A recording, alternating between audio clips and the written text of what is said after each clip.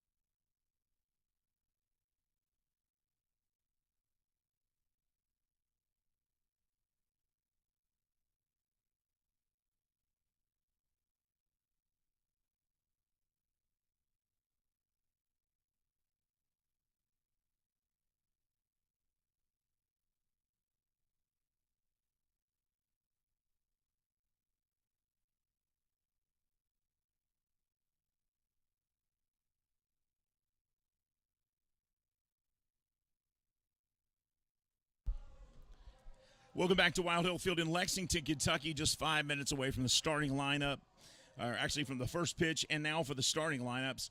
First for the visiting Staten Island FerryHawks. Batting first, playing left field, number 18, Antoine Duplantis.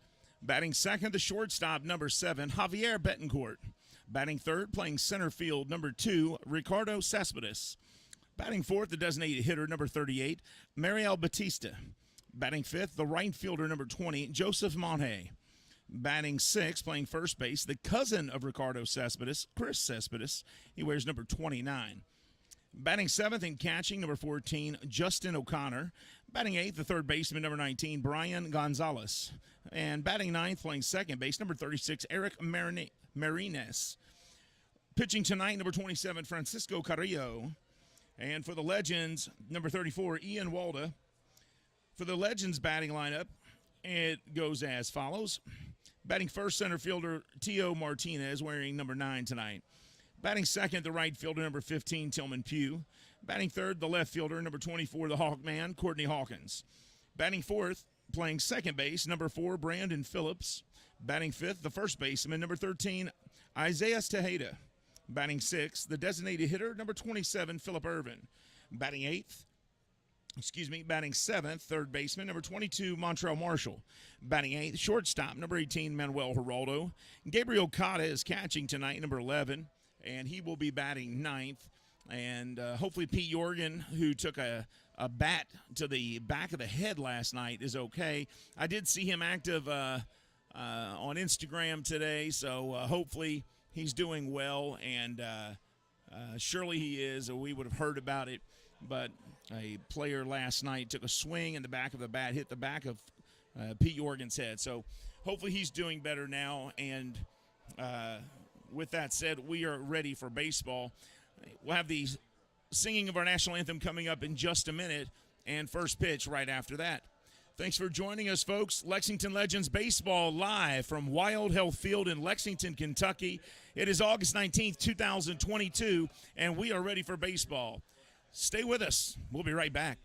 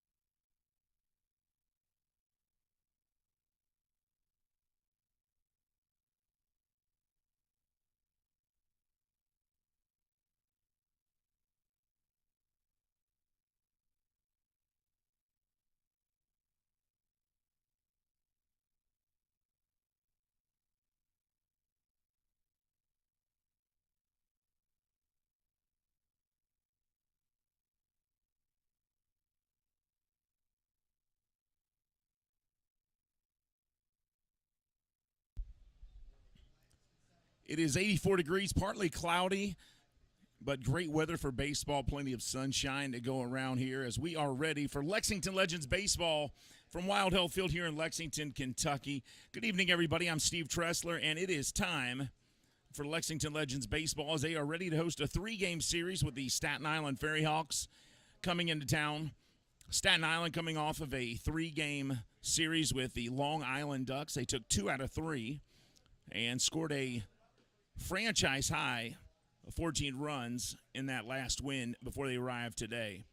First pitch here, ball 1 from Ian Walda on the mound for the Lexington Legends tonight. Ian Walda is a new face for the Legends. He actually played his college ball at Pike University, or the University of Pike, I should say. And a ground out here by the leadoff hitter. And that is out number 1 is Antoine Duplantis. Grounds out to first baseman Isaiah Tejeda.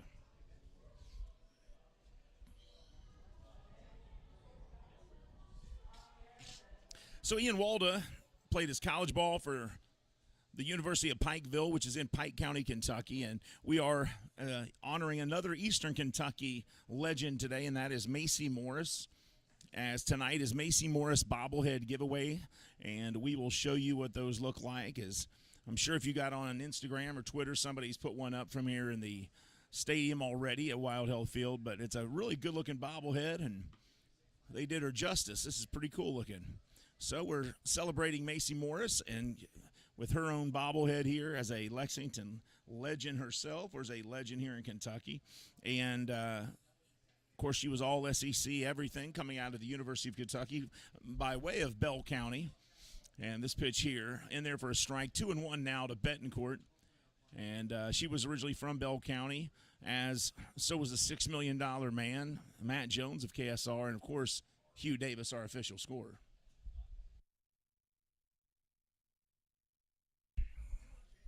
Here's the 2-1. That one in there for a strike, 87 miles an hour. 2 balls, 2 strikes.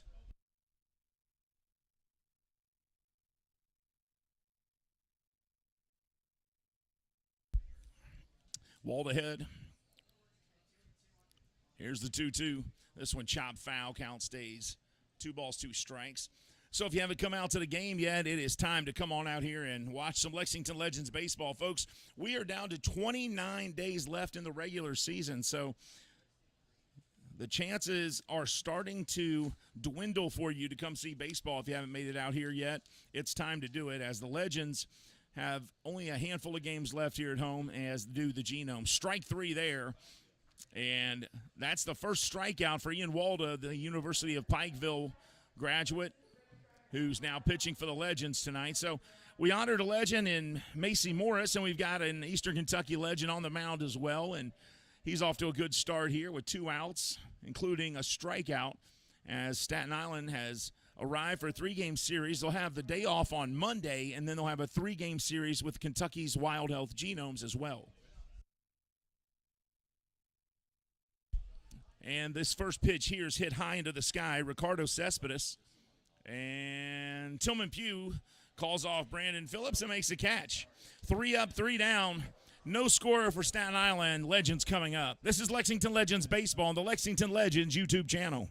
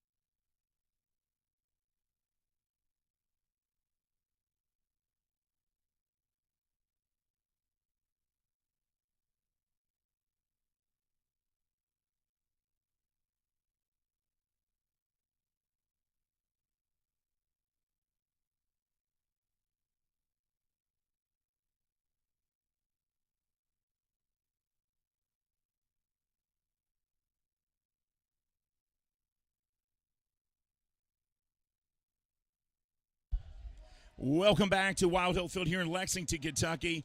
Staten Island went down in order, 1-2-3, top of the first, and now the Lexington Legends coming to the plate. I want to say a special shout out to Ashley Grigsby. Ashley, who was on the broadcast last night, was the color analyst, is now the public address announcer tonight. So she is fine-tuning all her abilities, as tonight she will be on the PA and is doing a fantastic job already announcing the game and bringing up the batters and keeping the crowd involved. So great job, Ashley Grigsby, and keep up the great work. And as per request by all of you, Ashley, will she be back in the broadcast booth? Absolutely. She will definitely rejoin me again to do some more games because she was stellar. And even though we didn't get her mic fixed the way we tried our best, we're going to make sure it's fixed for this next game so that you can hear everything she says. She was an excellent addition. No balls, 2 strikes to Tio Martinez as he faces Francisco Carrillo, the right-hander. And Tio throws his bat out there, liner, and caught by the second baseman for out number 1. Nice little play there by Eric Marinez as he goes to his left and makes a catch on that line drive. So 1 down, and Tillman Pugh will come up.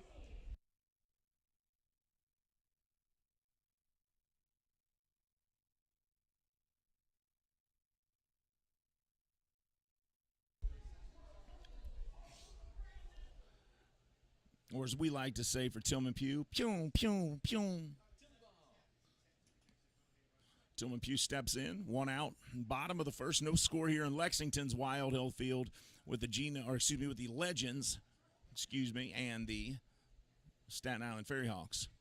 Staten Island's Kelsey Whitmore, the first woman to ever play in the Atlantic League, and she played several games already. Has had a handful of plate appearances, about 20, 30 plate appearances, maybe 25, 26, 27, somewhere in that area.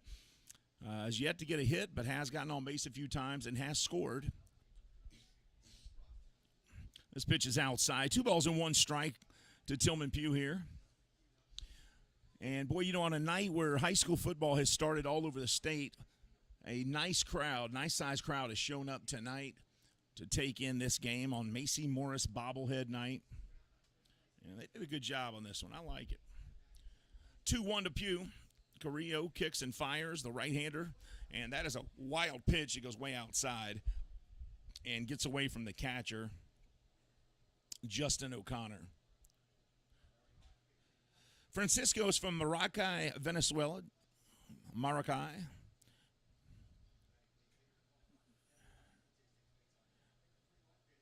And this one hit high into the sky by Tillman Pugh. Several of the players head that way, and the catch is made for out number 2.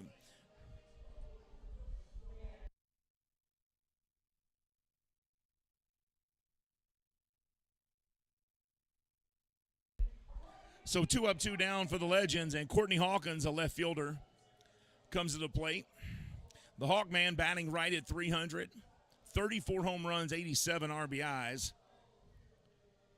I say right at 300, but I should say 296. But I just can't get over the fact that Courtney Hawkins is with the Lexington Legends right now with numbers like he has. First pitch here, chopped over to the shortstop, picked up, fired over to first, and that will end the inning. 3 up, 3 down for the Legends. And now, after 1, no score here, but Staten Island coming up leading off the top of the second.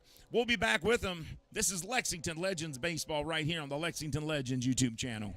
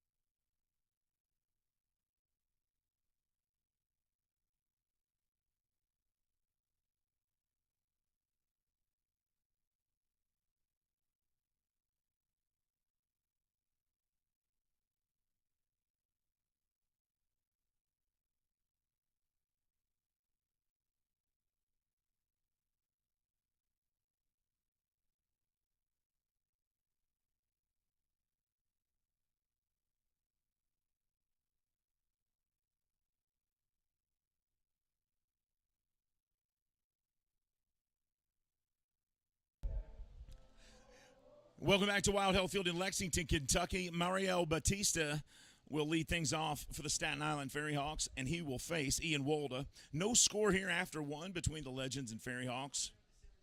Both of these teams, it is fair to say, as strike one here to Batista, have not performed the way they wanted. Both of these teams, I think it's fair to say, thought they would be in much better position than what they are right now. This one outside. 1-1 strike.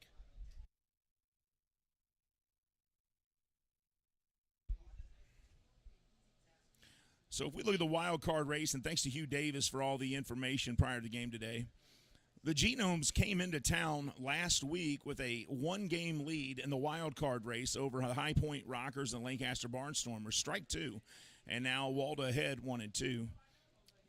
But they got swept in the series versus the Legends and got sent packing. Meanwhile, the Rockers had a 2-game winning streak going into the weekend and continued that and extended it to a 5-game winning streak, and now they have a 1.5-game lead in that race. So the Genomes came into town versus the Legends with a 1-game lead in the wild card, and they leave 1.5 games back in the wild card. So the Legends doing the dirty work for the Rockers and moving the Genomes out of first place in that wild card race. Now, Lexington and Staten Island are in bad shape. However, because of that sweep by the Legends and because the Gastonia Honey Hunters have not played lights out every game this, and Walda picks that up, throws it to first to Tata, and that's out number one, and Batista goes down with a grounder. But because of that, the Legends have actually moved into a tie for third place. So with 9 games back, they have a chance to win the South Division. They got to fight their way in, and they could do it. They're only 9 games back. Can they catch Gastonia? Can Gastonia go on a run where they lose maybe 15 out of the next 30? And the Legends somehow go on like a St. Louis Cardinal-like tear, like last year when they won 25 of 27? Hey, crazier things have happened in baseball. Strike one here.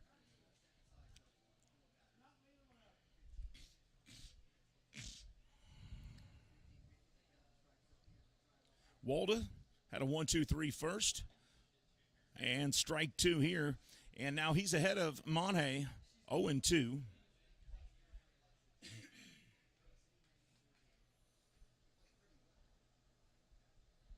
No balls, 2 strikes. Walda from the stretch kicks and fires, and curveball, chop foul down the third base side.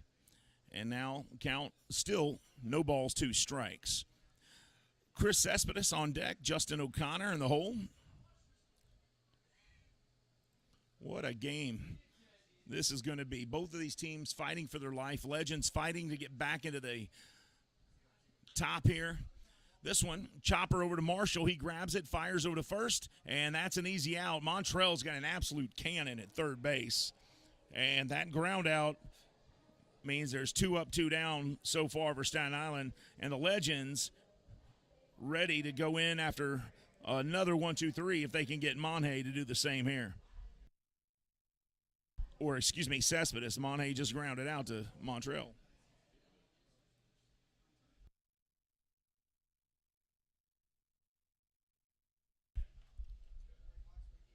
I want to thank all of you for joining us on YouTube tonight to watch the game. First pitch here from Walda upstairs, ball 1. Chris Cespedes, 209 batting average, a home run, 6 RBIs. And that one just missing. 2 balls, no strikes now. Chris Cespedes is the first baseman. Now his brother plays center, or excuse me, his cousin plays center field, Ricardo Cespeda. This one, chopper to second, picked up by Brandon Phillips, and right over to first, and that's it. 1-2-3 again. And boy, Ian Walda is making it look easy out there. Legends coming up bottom of the second when we return. No score here in Lexington from Wild Health Field. We'll be right back, everybody.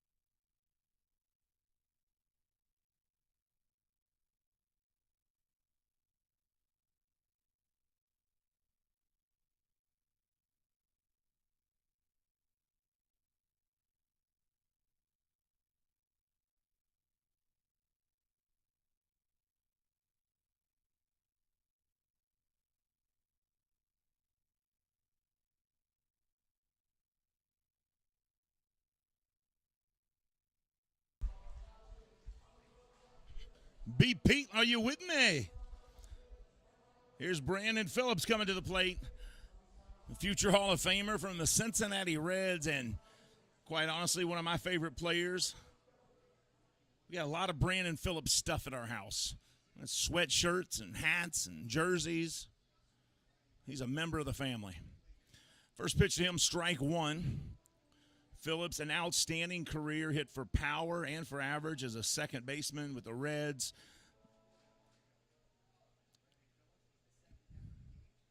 Best second baseman they've had since Joe Morgan. And he hits this one hard to right field, and it drops in for a base hit. He'll turn and fake like he's going to second, and he leads things off here in the bottom of the second with a base hit to right. As you take a look at the replay here, Brandon Phillips, there's no reason that guy should not be playing in the majors right now. Can you see anything? Is there any reason he could not be playing in the majors right now? Still hits the ball, still gets on base, still defensively. Nobody up here thinks he shouldn't be. You got that right. And here's Isaiah Tejeda, the first baseman. He'll step in with Phillips on first. One on, nobody out. Bottom of the second, no score here from Wild Health Field in Lexington. Carrillo kicks and fires. First pitch to Tejeda, upstairs, ball one.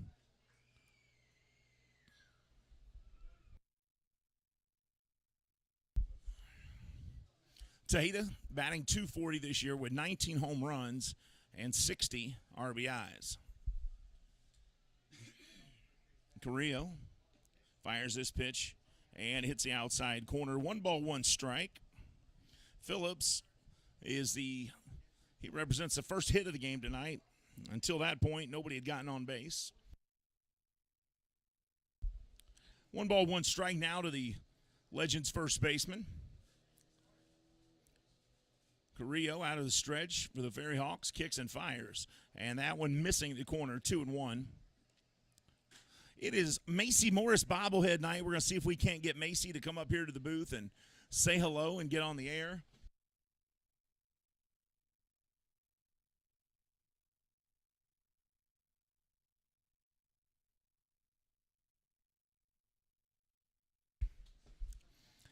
Here's the 2-1, and Tejeda pops this one up. It's going to hit the roof here. 3, 2, 1. There it went. I was a little late on that, but that's all right.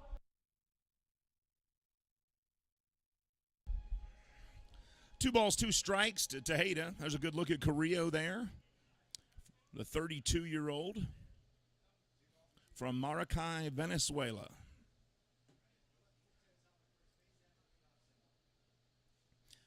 And Phillips runs, a hit and run going. Phillips makes it there safely. So 6-4-3 single. What a job by Brandon Phillips on the hit and run. And if you think he's slow, you're wrong, because he got down there awful quick. And as he was being helped up by Eric Marinez, Brandon jumped on him and gave him a big hug. And now he's chatting it up with the shortstop, Javier Betancourt. So a 6-4-3 ground out officially in the book.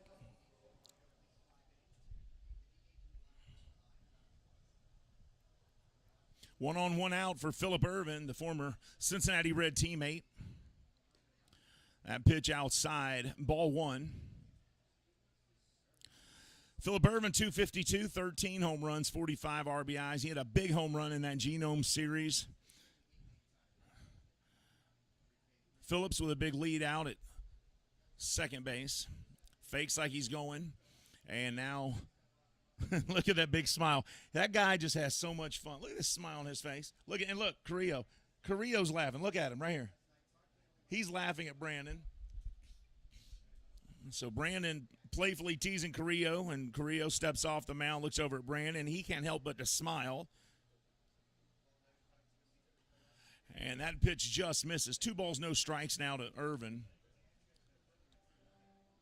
I tell you what, if you can find another guy, if you can find a little league kid in the World Series right now that's having more fun than Brandon, I'd be shocked.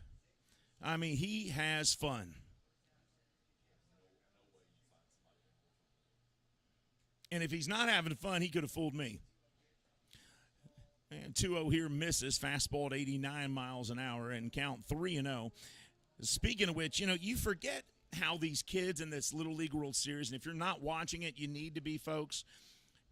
They're playing good baseball. I mean, these kids, if I'm not mistaken, they're playing some fundamentally sound baseball. And what shocks me, strike one here, 3-1 now to Irvin. What shocks me, Keith, is when I watch these kids play, they know how to, like the first baseman knows to back up the catcher when the ball goes to left field to the outfield. The pitcher comes around, backs up the catcher. And, I mean, I don't know how they know all this. Obviously, they're getting some good instruction from their coaches. And this one hit right back to Carrillo off his leg, and both runners are going to be safe and call that a base hit as Irvin hits a screamer that hits the right leg of Francisco Carrillo as you watch the replay. And Irvin gets down the line as the third baseman makes an attempt to grab it, but it's way too late as Irvin is already at first. Brian Gonzalez can do nothing. And now runners at first and third for Montreal Marshall with one out. So officially a base hit for Phillip Irvin. But, obviously these coaches are giving them great instruction. And if you don't have fundamentals taught to you at that age, the next level, the kids aren't going to be as fundamentally sound, and then it'll really trickle uphill to the majors. And if the kids are getting that kind of instruction at the fundamental level when they're playing Little League, by the time they get to the majors, these are going to be some great players. I mean, they are sharp.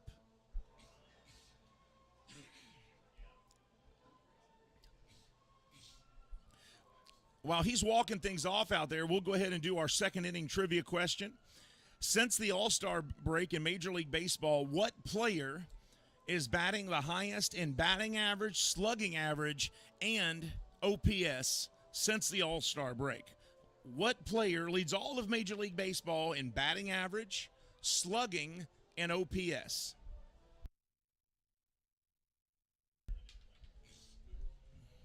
If you know this, type it into the comments. If you're watching the game on YouTube tonight, the trivia question tonight, what Major League Baseball player since the All-Star break leads all of Major League in batting average, slugging average, and OPS since the All-Star break? I heard Juan Soto. Hugh Davis? Hugh, not guessing? If you know it, type it in the YouTube comments. And if you get it right, you get 4 tickets to the next Legends or Genomes game that you want to go to. We're ready for live action. He shakes it off. Runners at first and third, one out. And Montreal Marshall, the third baseman, steps in. Montreal batting .245, 14 home runs and 53 RBIs. First pitch, runner goes, throw goes down to second. They got him. No, he dropped the ball. Irvin's safe, and now while they're all looking around, Brandon Phillips runs into home, and they got him. And what a play by the catcher, Justin Connor. Oh, he called timeout. So that out won't count. Now they're going to have to figure out what's going on because Phillip Irvin, as you watch the replay here, Irvin goes down, the ball comes out, they say out, but no, he says he dropped the ball, and then Irvin calls timeout. Phillips doesn't see the timeout, though, and he races home and is tagged out by Justin O'Connor, who made a fantastic one-handed grab to get that ball and tag Phillips. They said Phillips was out, but Phillips goes back to third because now they're saying that that Irvin had called timeout, so Phillips' run didn't count. And now Staten Island's manager out there, he wants an explanation, and you can't blame him.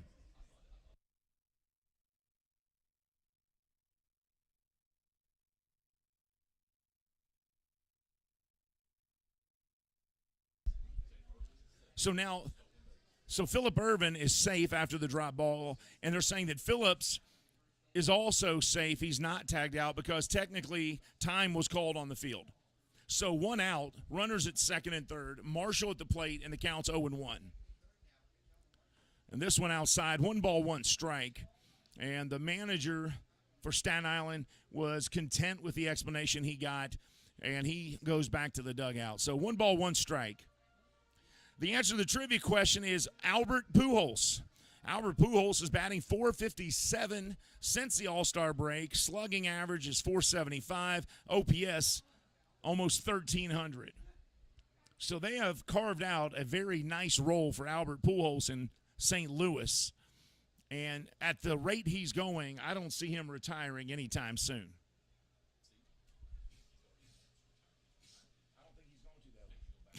Yeah, he had announced it, but I think they're going to ask him to keep playing. And he's mentioned that if he can produce like he is, he's going to stay. So, right. And the question was, he's just in a DH role right now, and the answer is yes. They have carved out a beautiful role for him, and he is really thriving as a DH. And, you know, being a DH is like working from home in the regular world. You know, it sounds like it would be fun, but it's not easy. You got to produce. Swing and miss here from Marshall, and he will go down on the changeup that got him way ahead there, and that is out number 2. So runners at second and third, 2 outs, and Manuel Geraldo coming to the plate.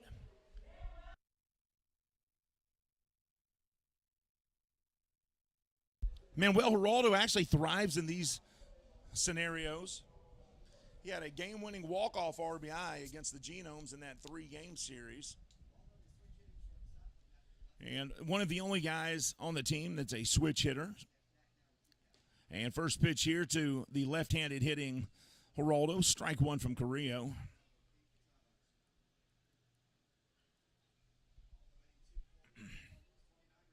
.240 average on the season, but that doesn't speak to his average with runners in scoring position, which I would venture to say is much better.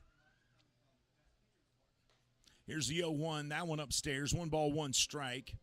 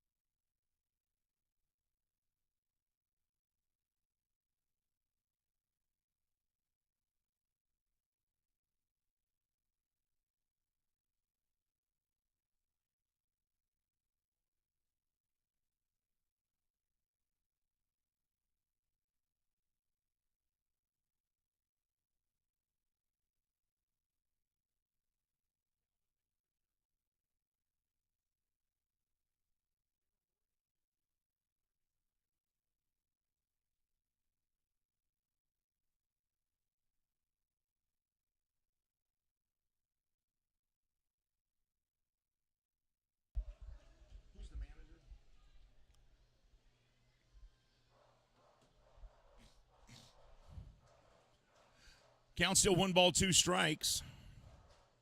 Runners at second and third, 2 outs here, bottom of the second. Here's the 1-2. And Geraldo chops it to first, or to second, picked up and fired to first, and that will end the inning. Legends leave 2 stranded after 2. No score in Lexington here at Wild Health Field. Legends nothing, Staten Island nothing. We'll be back with more Lexington Legends baseball right after this.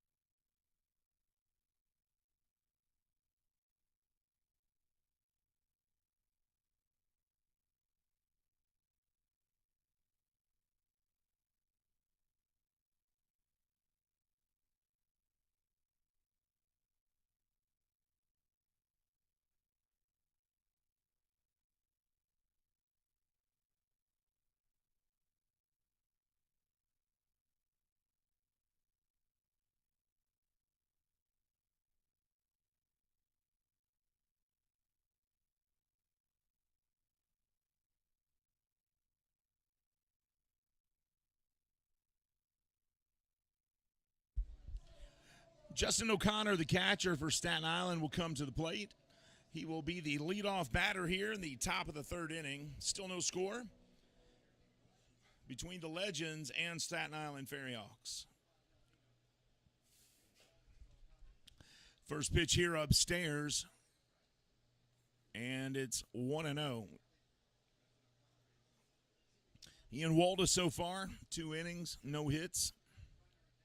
That one right down the middle, 87 miles an hour, strike one. There's a good look at Ian Walda, the University of Pikeville pitcher. Born August 10th, 1995. 27 years old. Swing and a miss here, and now he's ahead 1-2. 6'3", 205 pounds.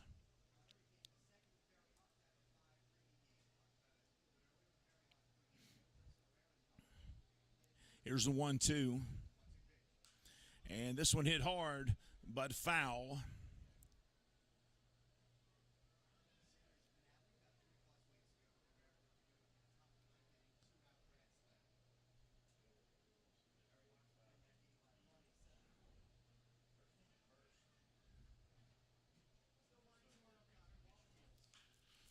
And this 1-2 pitch hit straight away center field.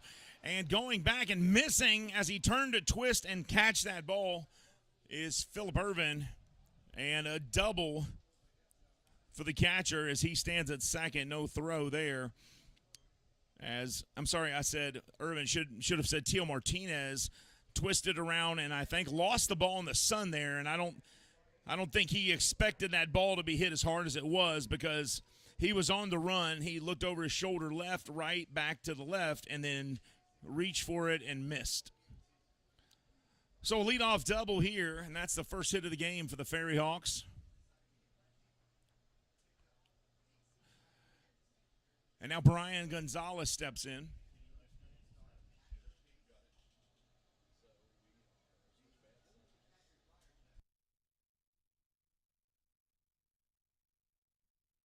And first pitch here outside, ball one.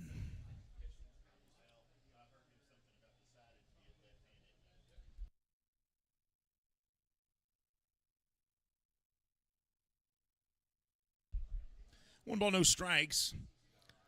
Top of the third, no outs yet. And this one outside as well, 2-0 the count.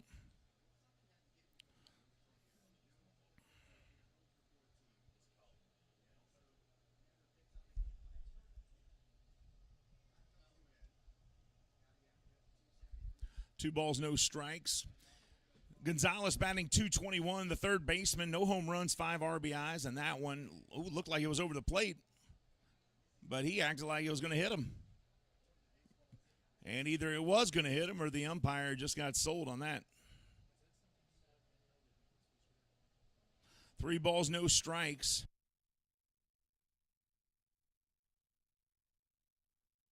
Here's a 3-0. And that one outside in a 4-pitch walk here. And now runners at first and second. And Eric Marinez comes to the plate.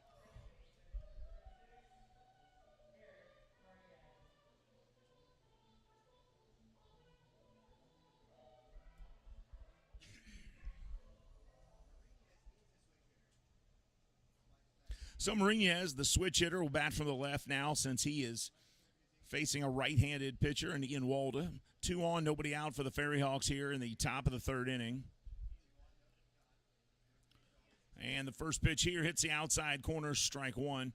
Now in the second half of the season here, Staten Island playing much better than they did in the first half. They are 17-22 since the All-Star break. The Legends are 17-20. So both teams have 17 wins since the All-Star break.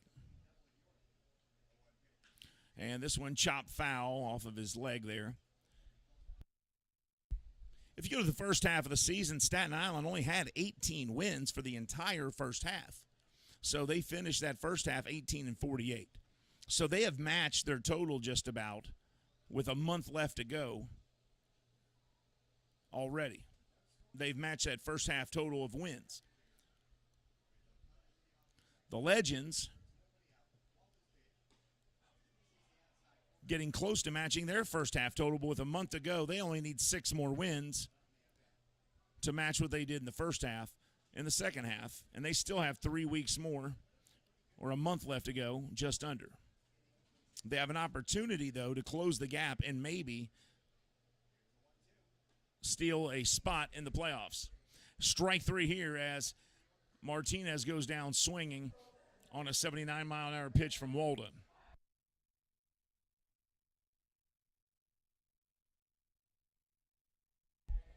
So 2 on, 1 out. And now the top of the order coming back up, and Antoine Duplantis as he steps in. The left-hander grounded out to first, his first time up.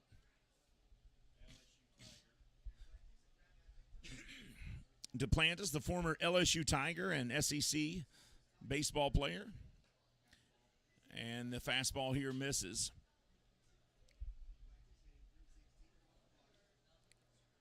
Staten Island had a 3-game series. This is their longest road trip of the year, as they started with a 3-game series at Long Island and then made their way down here to Kentucky. They'll play 6 out of the next 7 nights right here. This one, a liner to right field caught by Tillman Pugh, and he's ready to fire it to third, but both runners stay where they are. And so line drive out by Duplantis to right field, and now 2 outs.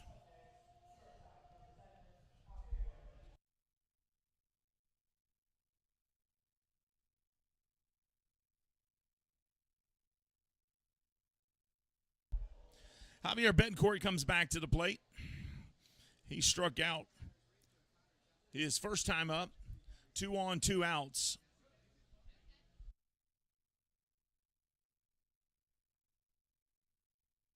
Strike 1.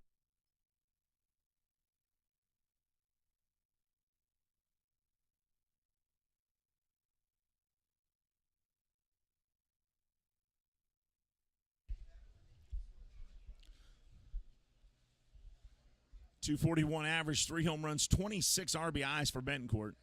That pitch in the dirt, 1 ball, 1 strike.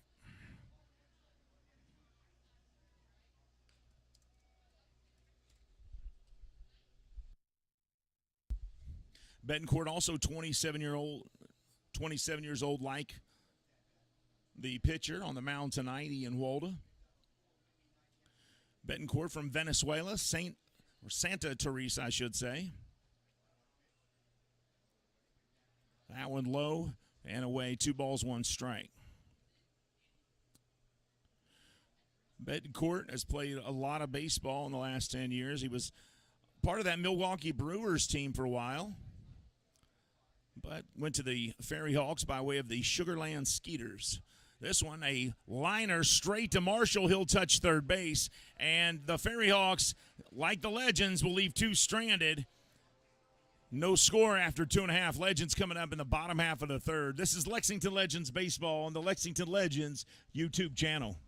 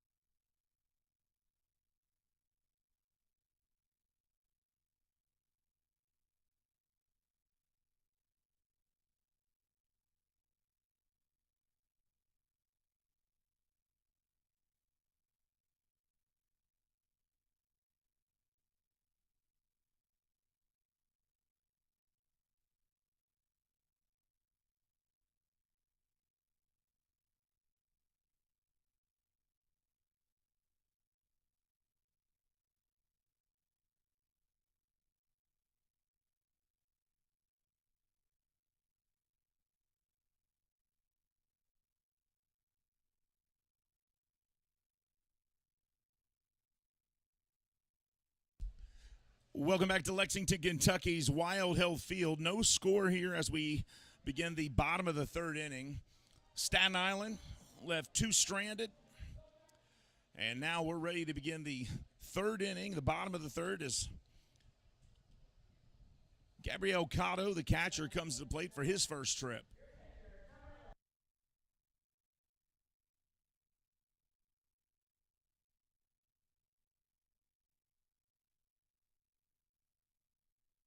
Cotto steps in to face Carrillo. And the first pitch there, strike one to Cotto.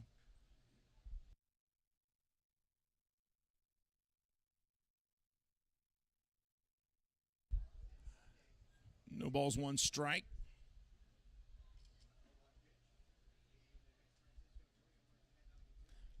And quickly, no balls, two strikes.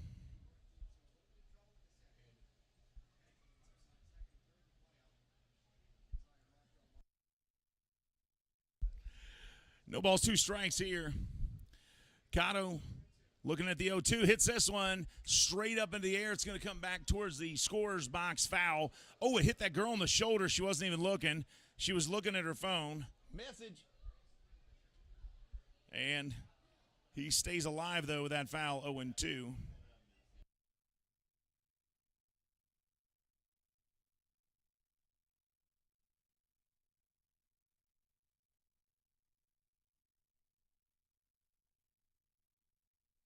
And that's why the announcement's made every game. You got to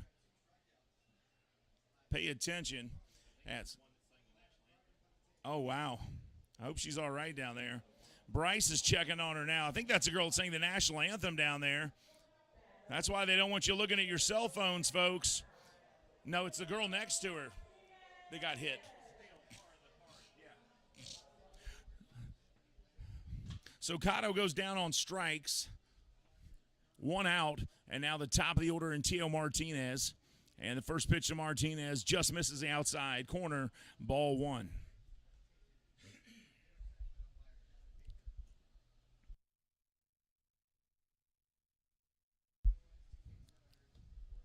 One ball, no strikes. Cotto saying, hey, let's go. Go through the signs here, O'Connor.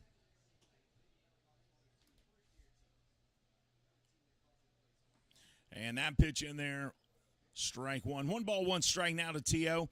Tio had a great series against his former team, the Kentucky Wild Health Genomes, and he was happy to stick it to him. One ball, one strike.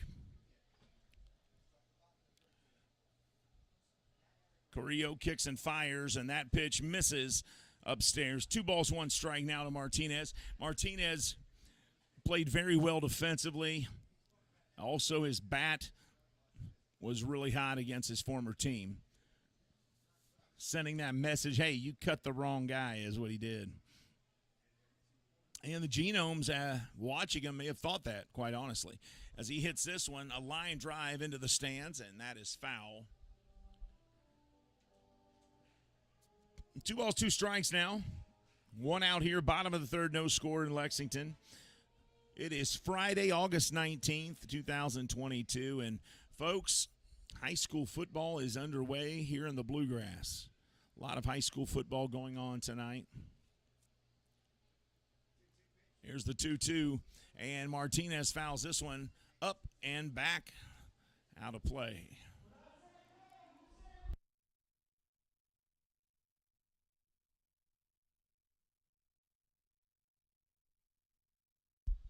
Tell you, I'm excited for college football to start here in a couple weeks as well.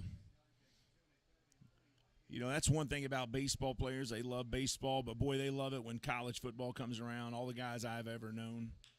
This one, chopped by Martinez to the shortstop. He grabs it, fires, and they get a running Martinez, 6-3 on that out. And now 2 outs as Bedencourt fires over to Cespedes.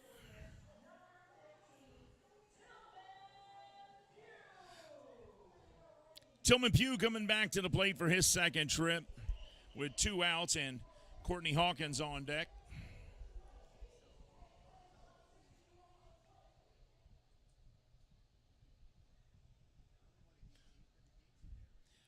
.255 average, 13 home runs, and 44 RBIs. First pitch to Tillman Pugh, 89 miles an hour inside. Ball one.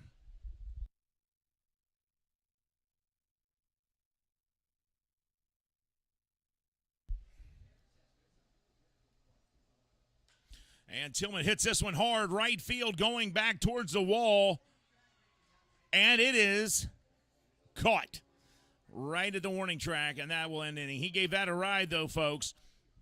So that will end the third inning. We're headed to the fourth. Still no score in Lexington. We'll be back with more Lexington Legends baseball right here on the Lexington Legends YouTube channel.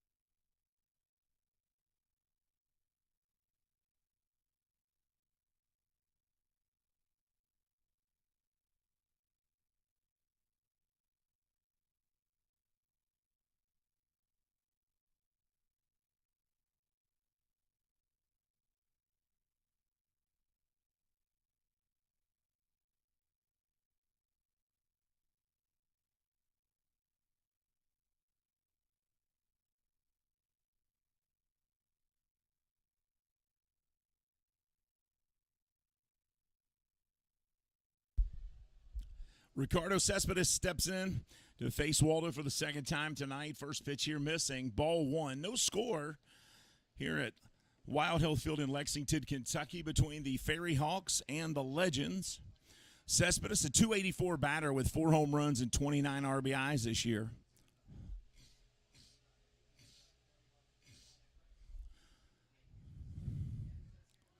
One hit shutout through 3 for Ian Waldo. And that pitch there missing. 3 balls, no strikes. He had 1 walk in the third inning and is in danger of doing that again here. He signed with the Legends on the 13th of August. So this one hit into right field for a base hit on a 3-0 pitch. He signed with the Lexington Legends and making his professional debut tonight. No? Where did he make his professional debut? Is it really? I haven't seen him pitch. It's been on the road. That's why.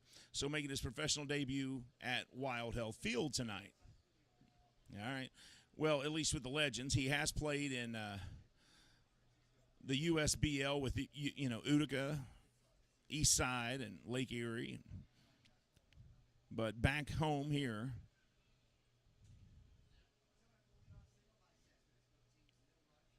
his debut in Kentucky as a professional baseball player on this field.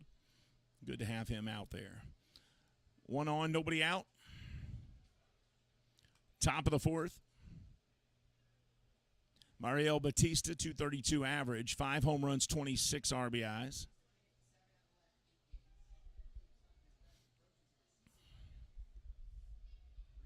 Runner goes. Cotto throws down to second. Phillips there. He came off the bag, and Phillips thought he had the tag after the fact. But they call him safe, and somehow he stayed on there and gets the steal. So a stolen base officially for Rick Cespedes. Now you saw the replay there, and oh, did he stay? Yeah, he did. Okay.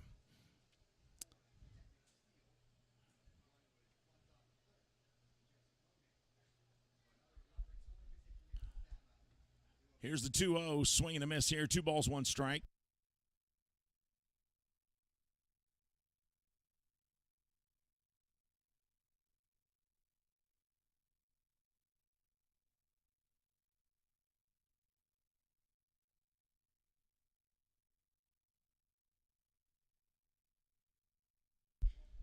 Two balls, 1 strike. Nobody out, top of the 4th here. No score between the FerryHawks and Legends. That pitch is in there, strike 1, 2-1 the count. Batista can't believe it. I don't know why he would disagree with that right over the plate. 2 balls, 2 strikes. I think he thought that was strike 3, to be honest with you, and he was ready to head back to the dugout. And he's still shaking his head. He better be careful there. I don't know that Calvin Baker's going to put up with too much of that. Here's the 2-2. That one upstairs. 3 balls, 2 strikes. Full count now as Cespedes stands at second base. Both pitchers have given up 2 hits, but no runs through 3. And some change. That one outside, and now he does walk Batista. So runners at first and second here in the 4th inning.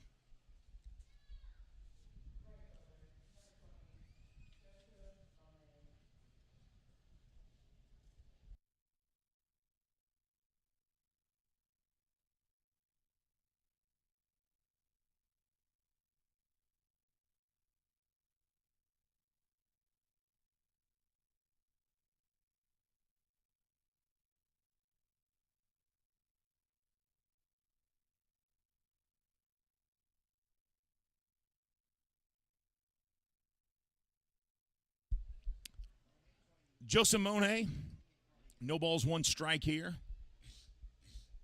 Batista at first, Cespedes at second. Nobody out here, top of the 4th, and that pitch, strike 2, as Walda now in a little bit of trouble. 2 on, nobody out. Cespedes stole second base. That was stolen base number 20 of the year for Cespedes. Batista with a big lead at first. And that one misses. 1 ball, 2 strikes now.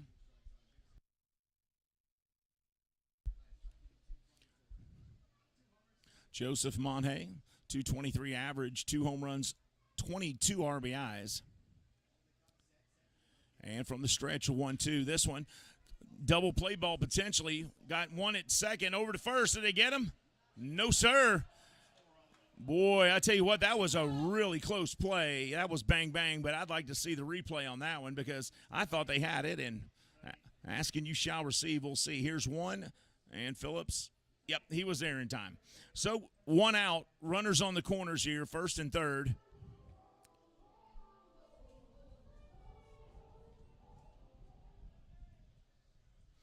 So Monte reaches on the fielder's choice. And Chris Cespedes, the cousin of Rick Cespedes, comes to the plate. 1 out. Runners at 1st and 3rd. And first pitch here, missing, ball 1. Judith Drake doing a great job, our technical director. She's running a couple cameras herself, keeping up with the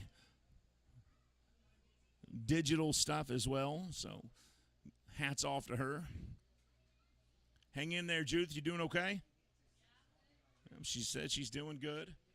It's a good time for her to quit drinking, so I'm glad she's Keeping up with everything. She doesn't drink.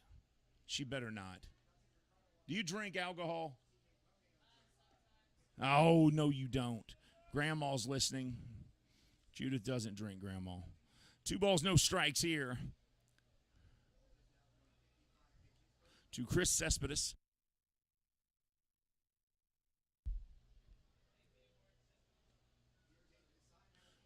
Two balls, no strikes. This one, grounder into the gap in right field. 1 run will score. And Chris Cespedes knocks in his cousin Rick Cespedes. And that is 1-0 Staten Island. As you watch the replay here, he hits a 2-0 pitch into right field. Tillman Pugh fields it. But the runner comes in. And now runners at first and second.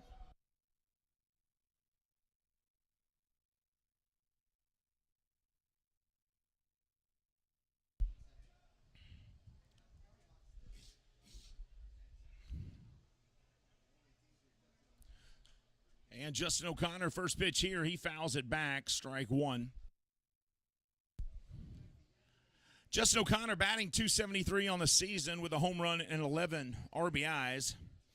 That fastball fouled out of play, strike 1.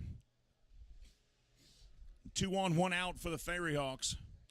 This one hit right up the middle, base hit to center field, and now another run will score, and it's 2-0 Staten Island here in the top of the 4th. As O'Connor's, you get the look at the replay there, gets a single.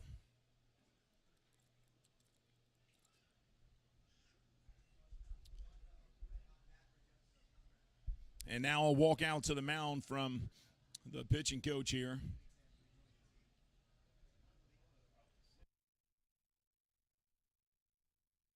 Sip Garza talking to his pitcher. 2 on, 1 out, 2 runs have scored.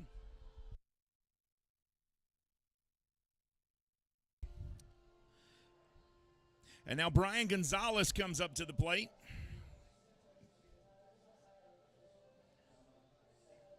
Eric Marinez on deck.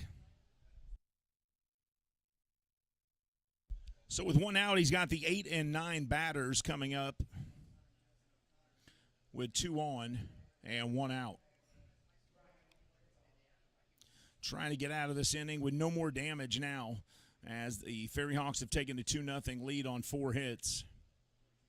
3 hits this inning, 4 total. And this one, a little chip shot is going to bounce in for a base hit. In left field, a runner will come in to score, and it's 3-0. And they've got him hung up, and they will get Justin O'Connor.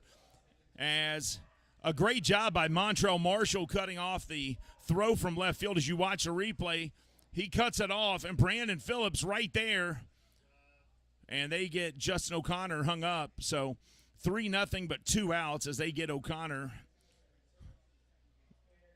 in dead man's land there, as he was on his way to third since he thought he had an open spot to do it. But Marshall waiting on him. I'm trying to get that word out. First pitch here, and that is hit into left field for a base hit. And right away, Eric Marinez gets a base hit, and now runners at first and second, 2 outs. And Walda struggling to get the last out of the inning here, as it is a 3-0 game here in the top of the 4th with 2 outs, and the top of the order in Antoine Duplantis coming to the plate.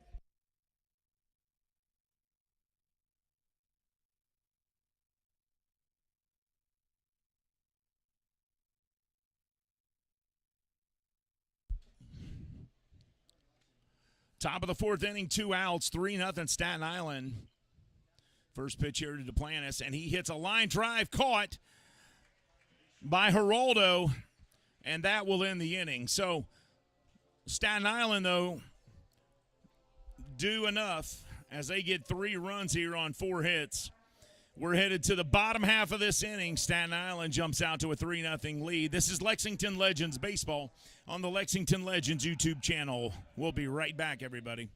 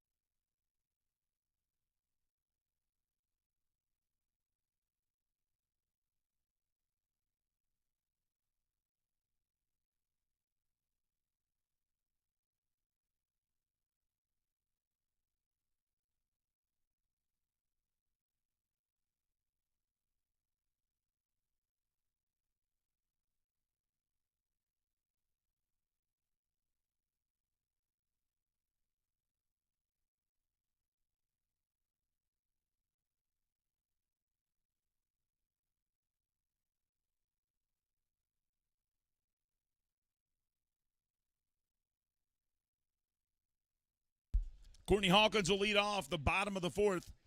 Legends trail 3-0 here at Wild Health Field. First pitch here from Carrillo in there, strike one.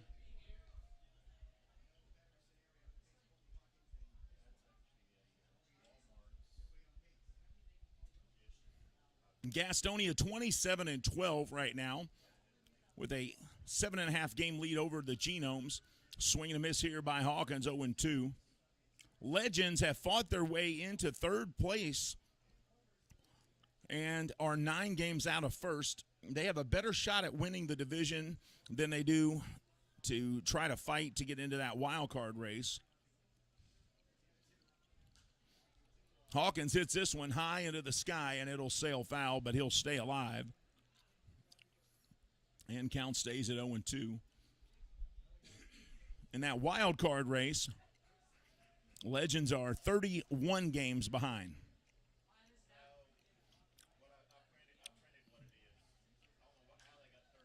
Yeah. That one hit deep right field. Over to the Pepsi party deck. Home run number 35 for Courtney Hawkins.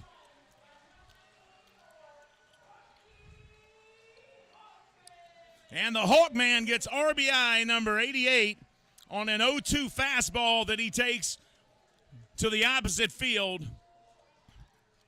And the Hawkman gets the Legends on the board.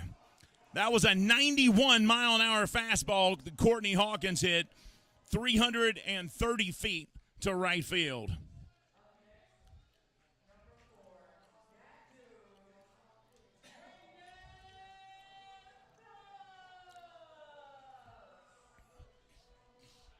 And Courtney, with home run number 35 on the season, makes it a 2-run Staten Island lead. And Brandon Phillips stepping into the plate, that dude BP. And here's the first pitch to Brandon, up high, fastball, missing. 1 ball, no strikes. Brandon singled his first time up.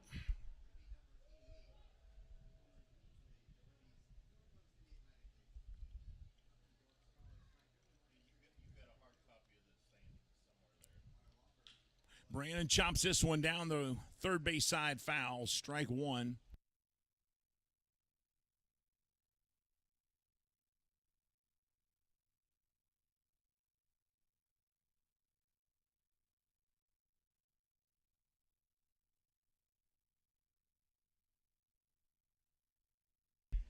One ball, one strike now to BP. Carrillo still pitching a 3-hitter here.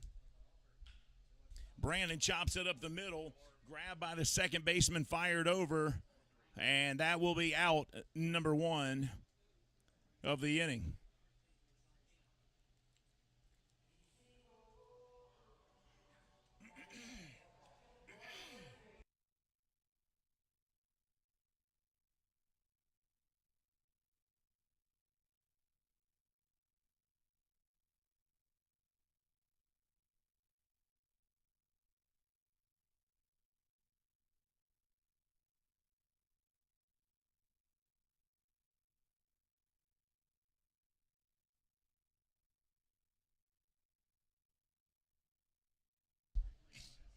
And this pitch in there for strike one to Tejeda.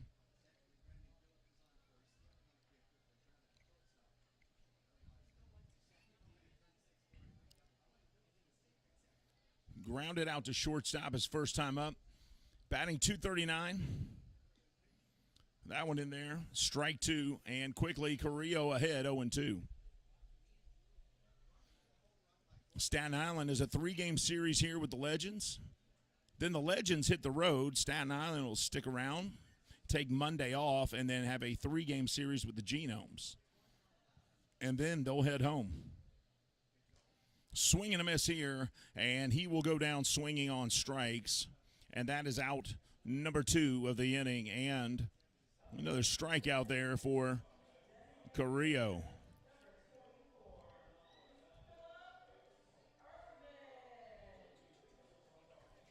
And now the designated hitter tonight, Philip Urban, comes up to the plate. He singled first time up If you remember, he hit that hard shot right back to the pitcher, went off the pitcher's leg, and he made it safely to first.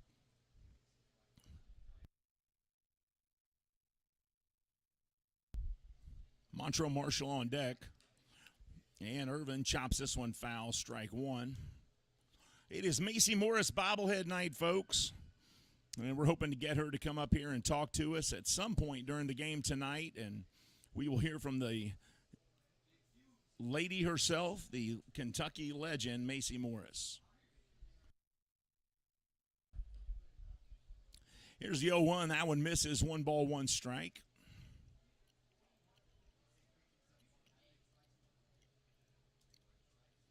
Macy Morris from Bell County. This one hit down that third base side as well. 1 ball, 2 strikes. She was born in Hazard, Kentucky. Grew up not too far from there.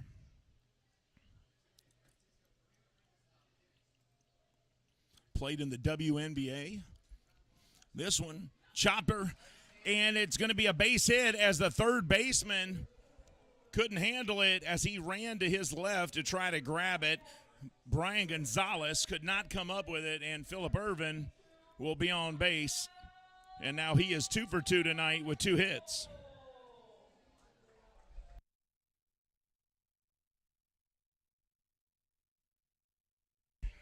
Montrell Marshall coming up.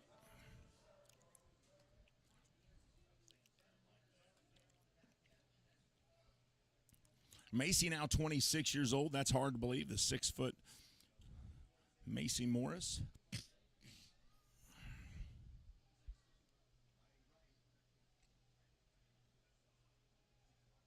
Macy has joined the newly established Tennessee Conductors of the Women's Professional Basketball Association. They are like a farm team for the WNBA. She will be playing in Tennessee, just over the border. She played professionally in Italy. This one hit by Montrell over to third base. They're going to try to get the force out at second, and they do, as it is a 5-4 officially on your scorecard to end the inning. But Legends get on the scoreboard with the home run from the big man, Courtney Hawkins, number 35 of the season, and RBI number 88. It's 3-1. We're headed to the 5th. Legends trail 3-1. We'll be back with more Legends baseball right after this.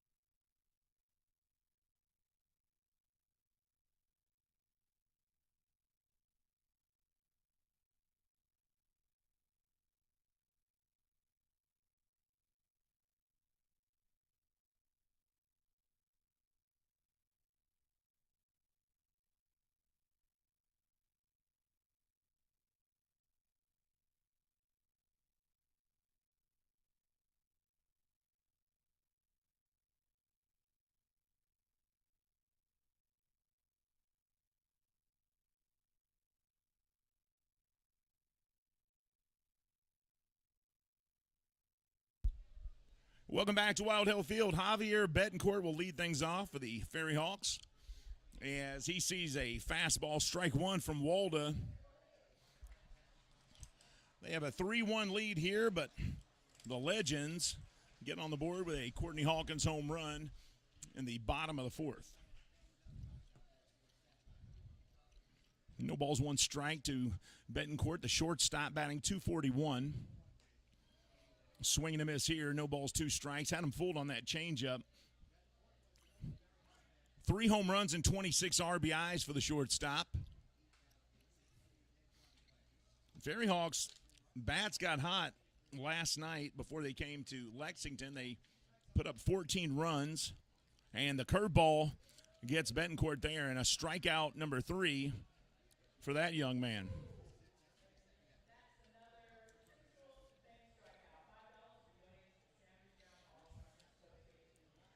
So 1 down, and Cespedes comes back to the plate. He scored the first run of the game. And for the FerryHawks, as they took a 1-0 lead, as his cousin, Chris Cespedes, brought him in after he had a leadoff single to start the inning. And he hits a rocket, but caught by Brandon Phillips.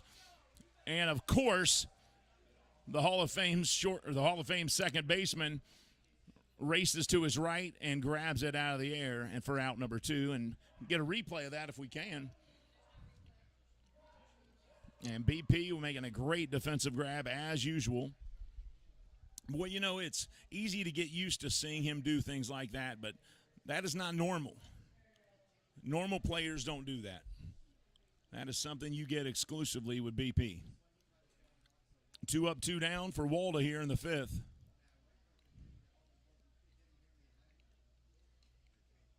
And now here's Ricardo Cespeda.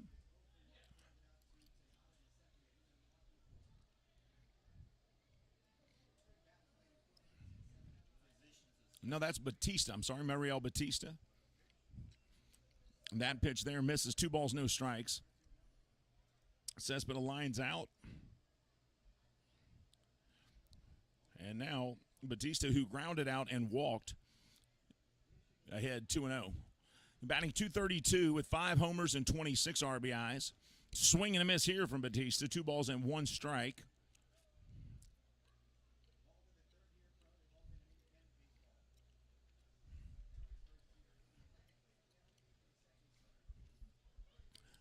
Ian Walda started on the road once, and this one popped up into the air, and that's going to be in foul territory and not playable, as it will bounce up to the second deck, and there's a souvenir for a youngster. And boy, they're tearing after that one. They want to get that ball.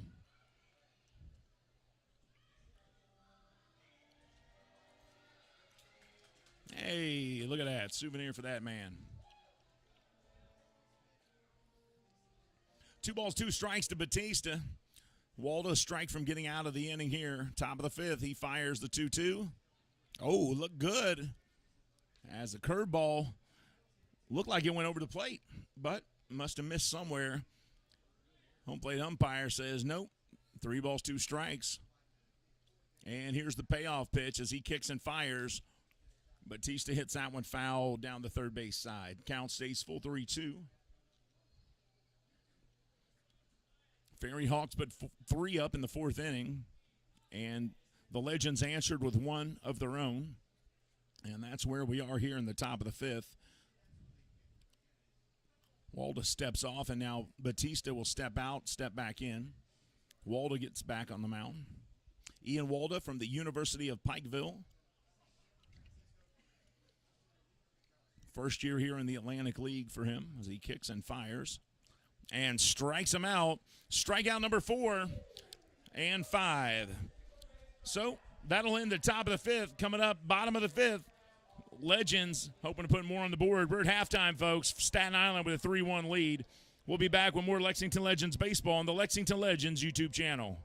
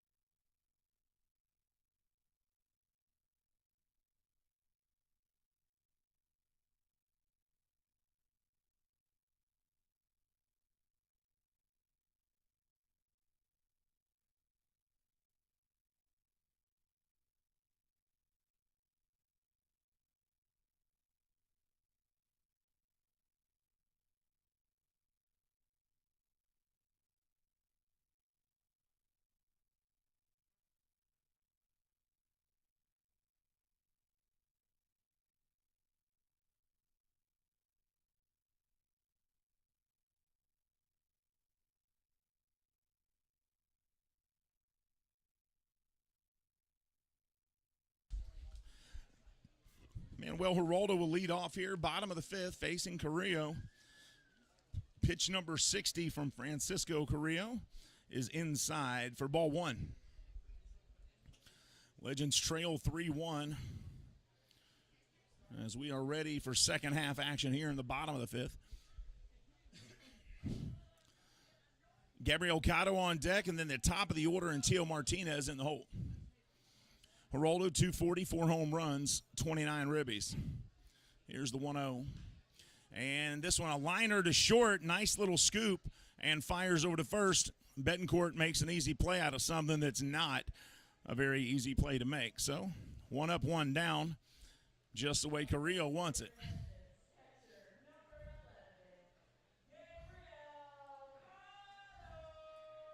And now Gabriel Cotto comes back up to the plate.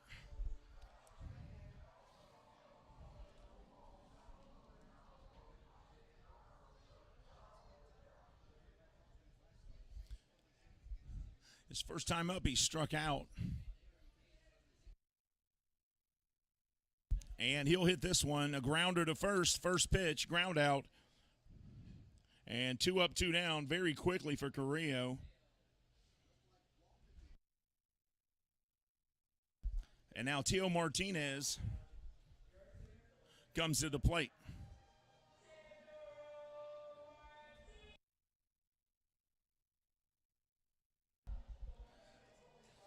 Teo's 0 for 2 tonight. He hit a line drive caught by the second baseman, and then he grounded out to the shortstop. So the leadoff hitter is yet to get a hit. Let's see if he can do it now. Legends trail by 2 here in the fifth. Here's the first pitch. And that one hits the outside corner, strike one. And Teo asks the umpire about that, says, hey, was that really in there? And home plate umpire, Mr. Baker, said, yes, sir, it was. Teo says, okay, and we're ready to keep going. No balls, 1 strike, 2 outs, bottom of the fifth. Staten Island with a 3-1 lead here. That one misses. 1 ball, 1 strike now. Legends have the FerryHawks the next 2 nights here at Wild Hill Field. Tomorrow night's fireworks night. Don't forget to come out to the ballpark with your family. If you're not here tonight, make sure you make it out tomorrow night, as there will be a big fireworks show immediately following the game. That pitch in there for strike 2. 1 ball, 2 strikes to the center fielder. Tillman Pugh on deck, Courtney Hawkins in the hole. If we can keep this inning going somehow and get Teo on base here, as the Legends need to fight their way back in. They got a 3-game winning streak on the line here tonight. This one, a chopper. Martinez races down the line, picked up by Marinez, and he fires to first, and they get him. 3 up, 3 down for Carrillo. After 5, it's the FerryHawks 3, the Legends 1. We'll be back with more action right after this.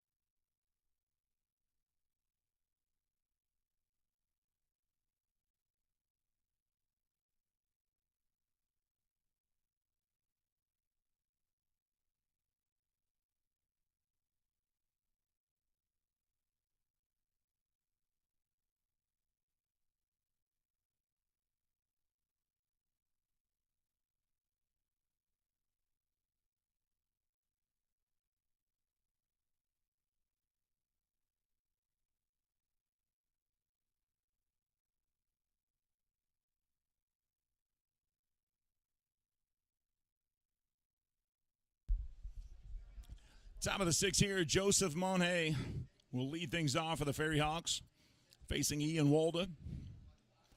First pitch here from Walda in there for strike one, and the sixth inning is underway here. Legends trail 3-1. Both teams did their scoring in the fourth inning. This pitch is upstairs. 1-1 now. Monhay grounded out to third and reached on a fielder's choice his second time up. 222 average, 2 home runs, 22 RBIs. Wears number 20.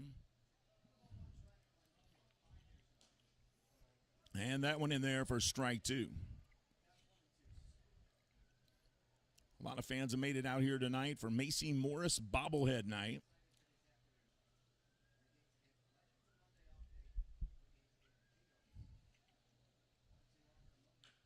This one chopped foul, and tell you what, we have a beautiful sunset just starting to happen to our west.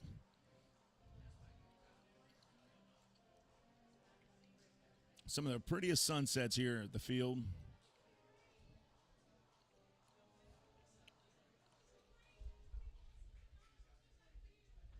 One ball, two strikes now to Monhay. I tried for the corner that time. And the count now 2-2 as that one missed. That's a look at Jason Smith, the first base umpire. Here's the 2-2. That one curves over but misses. 3-2 inside.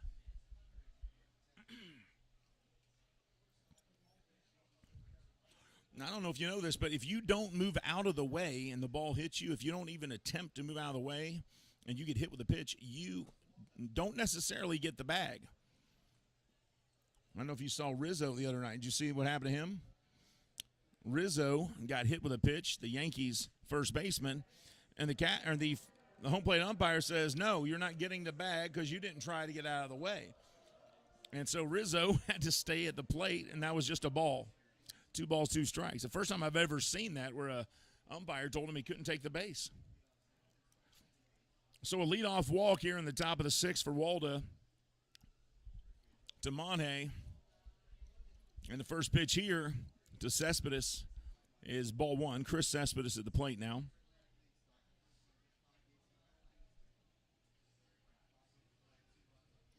He singled to right his last time up.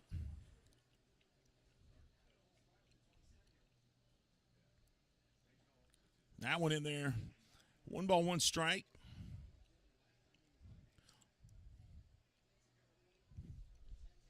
Staten Island had a rough start to the season. Second half, they've played a little better. They've recovered. Big lead over at first. This one fouled out of play. Cespeda makes an effort, though, as it makes it about 3 rows deep.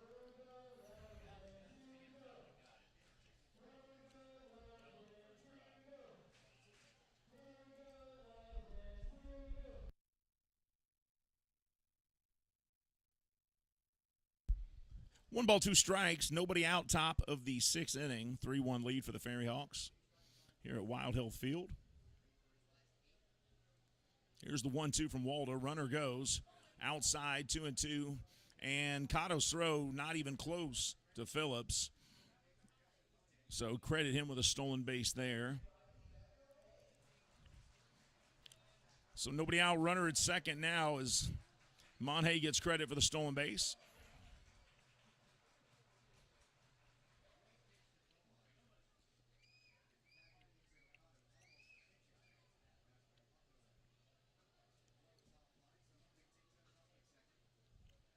And stolen base number 17 on the year for Joseph Monhay.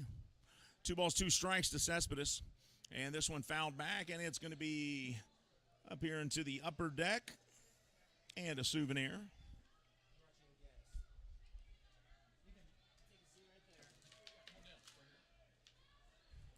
So 2 balls, 2 strikes. And Cespedes waits on Walda here as he gets ready to wind and now fires. And this ball is hit to right field. Tillman Pugh making an effort running that way. Makes the catch. The runner's going to tag. Pugh's throw to third to Marshall. And they got him.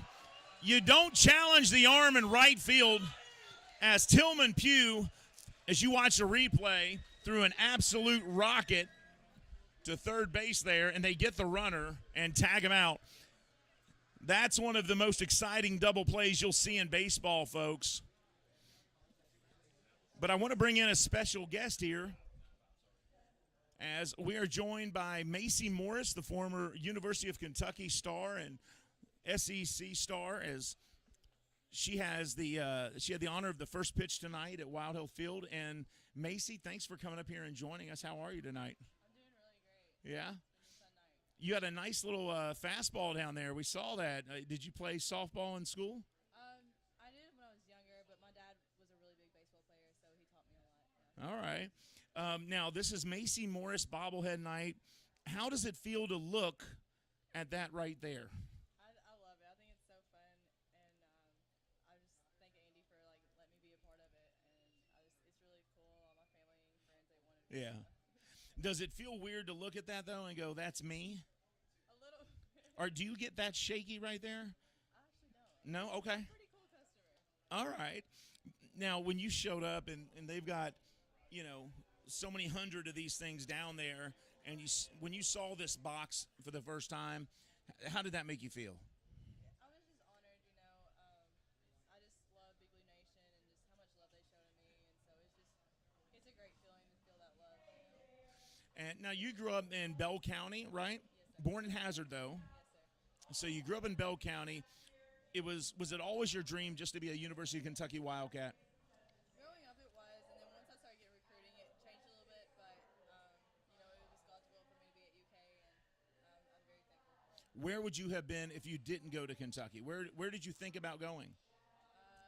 That school up north, that's red. Really, Ohio State or Louisville? Really? Yeah, They made a really hard pull for you, huh? yeah, I really like them. I respect Coach Walls so much and everything he did with the program up there, and I love their coaches and the facilities. All right. Now, Macy, we saw you down there in the Dizzy Izzy contest. Did you end up winning that or not? I actually did not. I got pretty dizzy. One of my friends wiped out, and our other friend, she just took off just crazy. I was like, She didn't let you win on Macy Morris Bobblehead Night? No, that's the way I like it. I like my friends competitive like that. All right. All right. And that's what keeps your edge, right? Exactly.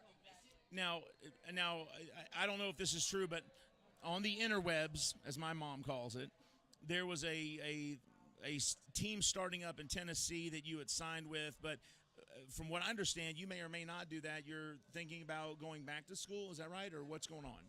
So, yeah, there was a team called the Tennessee Conductors. They were supposed to start up, but COVID happened, and it kind of just derailed that from happening. And now I'm actually back in school. I'm at PA school at the University of the Cumberlands. Okay, good for you. All right. Well, are you gonna live in Bell County when you finish school, or are you gonna stay in the Corbin area, where the University of Cumberland's and Williamsburg, or what do you want to do? I'm thinking about, I'm not really sure, but I'm thinking I'm moving to Tennessee. Tennessee. Okay.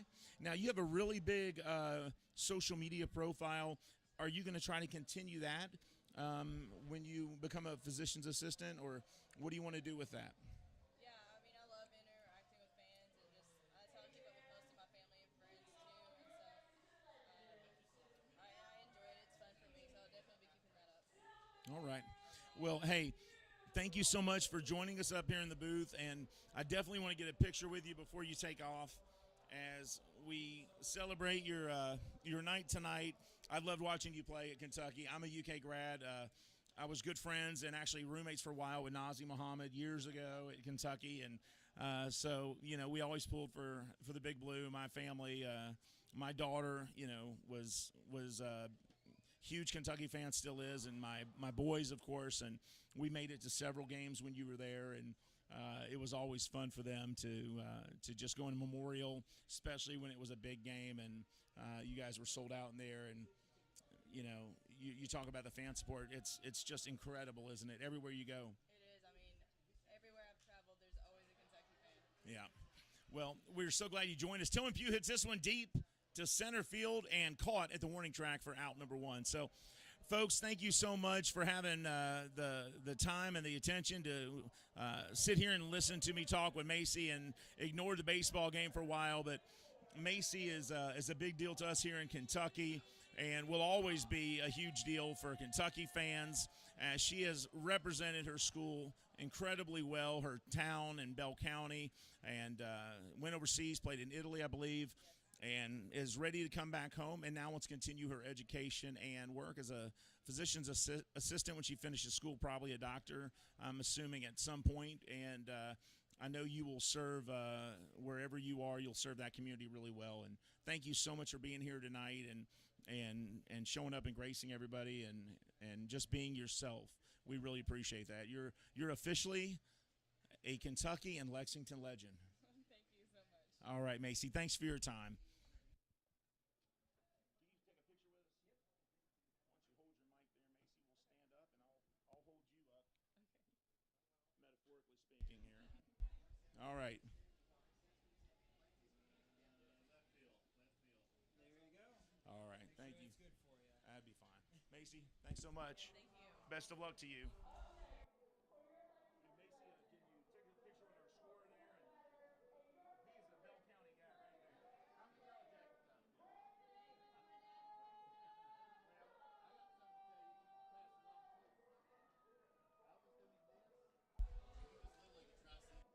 Let me get the picture of you. I gotta get on the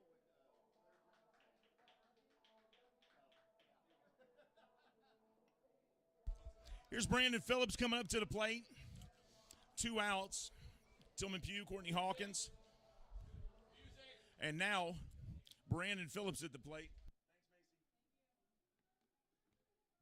Thanks, Macy. Everything off balance here as Macy Morris came up to talk to us. We got all out of whack as an exciting night for her and for us to have her here. And thanks so much to her family and her for coming here tonight and having fun on Macy Morris Bobblehead night. No balls, 2 strikes now to Brandon Phillips. Brandon tonight 1 for 2. He had a single and then grounded out to his counterpart over at second base. 3-1 lead here for the FerryHawks. Tejeda on deck. Here's the pitch to Phillips, the 0-2 up high. 1 ball, 2 strikes. And you can see, or you could hear, why Macy Morris is so loved here in Kentucky. Very special young lady, very kind, outstanding athlete, and just a great representative. And Brandon Phillips gets hit hard with a fastball, 89 miles an hour, and Phillips faked like he was mad. And Carrillo says, hey, my bad. And that's what we're talking about when we say Brandon Phillips loves to play baseball. Very few players will get hit with a baseball and smile on their way down to the bag. But Brandon did. So Isaiah Tejeda's got the job of getting Brandon Phillips in here. Tejeda represents a tying run. And he does have light tower power, so he could do it.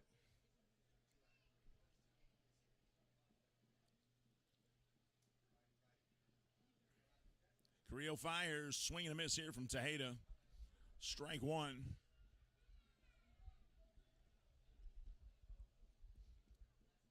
No balls, 1 strike, 2 outs, bottom of the 6th. Legends trail the FerryHawks 3-1 here in Lexington. Their 3-game winning streak is on the line here. Francisco Carrillo holding him to 1 run through 5 2/3 so far. Here's the 0-1 outside. 1 ball, 1 strike now. Phillip Irvin in the on-deck circle. Absolutely gorgeous night here at Wild Hill Field. Just a beautiful night for baseball and for high school football, which has started tonight all around the Bluegrass. Here's the 1-1. And nope, he's going to fire over to first and make sure Brandon stays on the bag. Phillips gets back in time.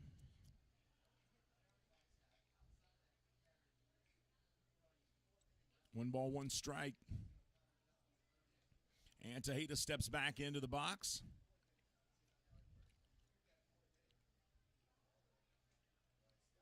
Here's the 1-1. Carrillo from the stretch kicks and fires. And Tejeda rips it into center field for a base hit. Phillips makes the turn at second and fakes like he's going to third, but thinks better of it. So Tejeda gets his first hit of the night, a line drive single to center field.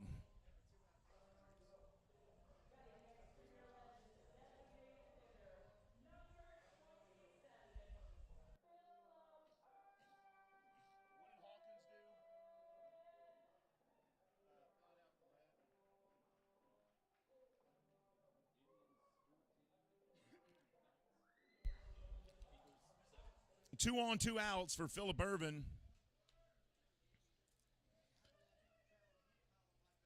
Ervin last time up hit a single to left. If he can do that here, Phillips will have a chance to score. He represents the go-ahead run. First pitch to Ervin in there for strike one. Ervin does have power. He's got 13 home runs, batting .256. A former Cincinnati Red and Seattle Mariner. And they need him here if they want to keep this winning streak going. You can bet the Legends fans and yours truly would love to see the Legends rip off about 10 straight wins. And they're almost halfway to that with 3 on the line here tonight. This pitch is outside. 2 balls, 1 strike now. Ervin, a very patient batter. Very few batters will have 2 strikes on them and be just as comfortable hitting as they do when it's a 3-0 count. But Ervin can hit with 2 strikes, 1 strike, or have a 3-0 count. He's just as comfortable either way. Here's the 2-1. And he rips this one foul. Now the count, 2 balls, 2 strikes. But very few hitters will get up to the plate with 2 strikes, especially if it's 0-2, and be okay with taking 2 or 3 pitches close because they don't want to go down looking. Ervin is one of the guys that can have an 0-2 count and look at 5 pitches or 3 pitches or 4. And doesn't have to swing necessarily. The 2-2 pitch here hit up into the air, pop up. First baseman's calling it. Second baseman calls him off. And Marinez makes the catch. And the Legends leave 2 stranded. We're headed to the 7th, folks. Staten Island 3, Lexington 1.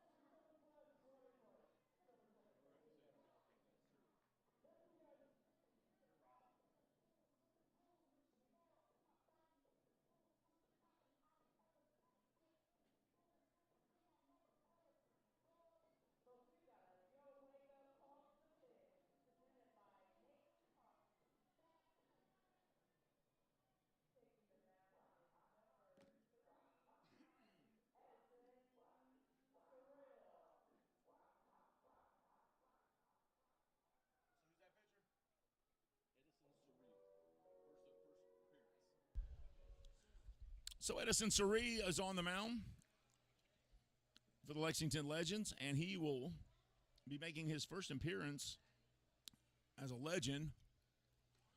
First pitch upstairs, ball one. And he's facing Brian Gonzalez, the third baseman.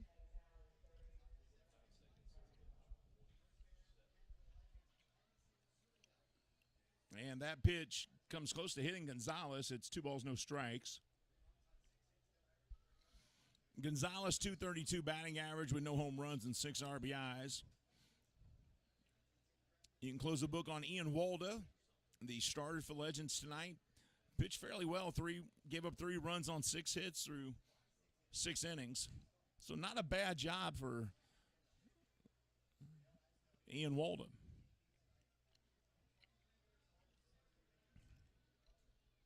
Gonzalez has got a hit tonight. He's 1 for 1 and was also walked.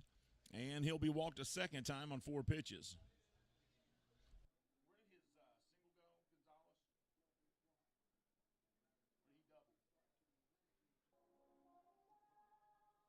Where he doubled? And now Eric Marinez comes up.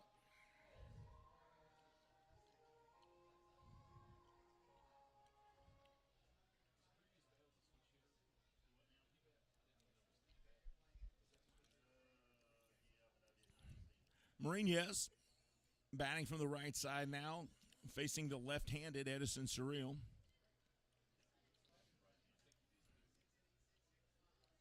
That one misses, 1 ball, no strikes, and Tejeda walks over and says, hey, man, calm down. Tells Edison, don't worry about it. Throw strikes. We got you. And that one in there for a strike, and whatever Tejeda said to Surreal must have been just fine.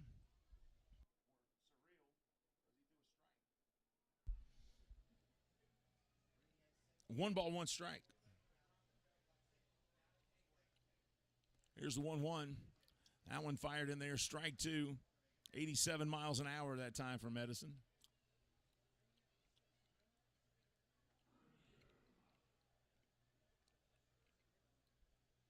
One ball, 2 strikes. And that one right down the pipe, but fouled by Marinez.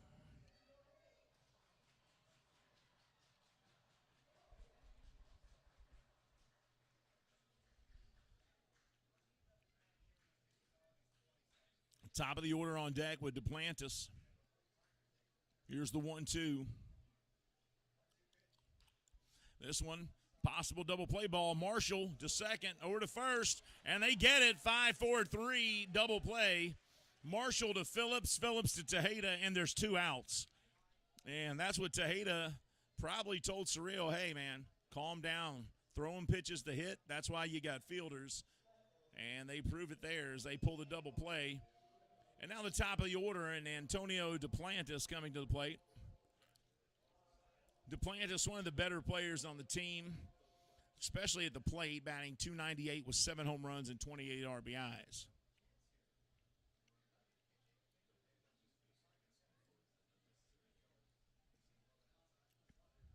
And pitch low and away, ball 1.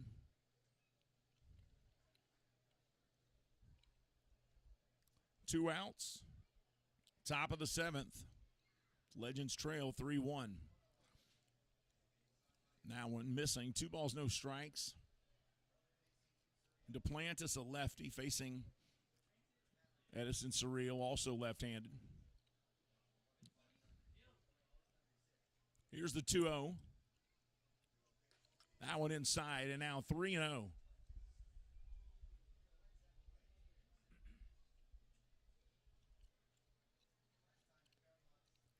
It's about time for Tejeda to say something to him again.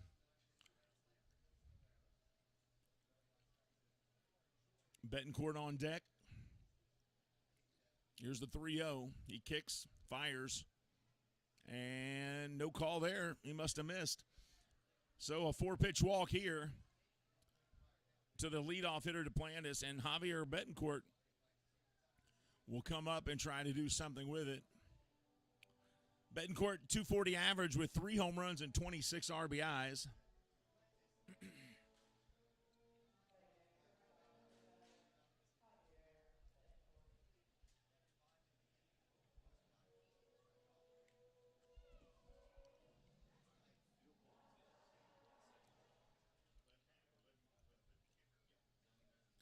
1 on 2 outs for the FerryHawks. Top of the 7th inning here in Lexington. First pitch here missing. Fastball, 89 miles an hour. Ball 1 to Javier Betancourt. He is over. Well, no, Duplantis was over 3 before he got up there on that walk.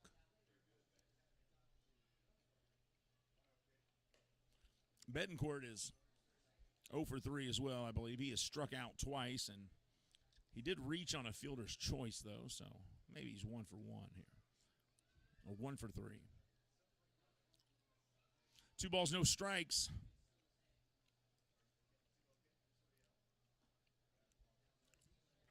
And that one in there for a strike. 2 balls, 1 strike. Betancourt 0 for 3 tonight.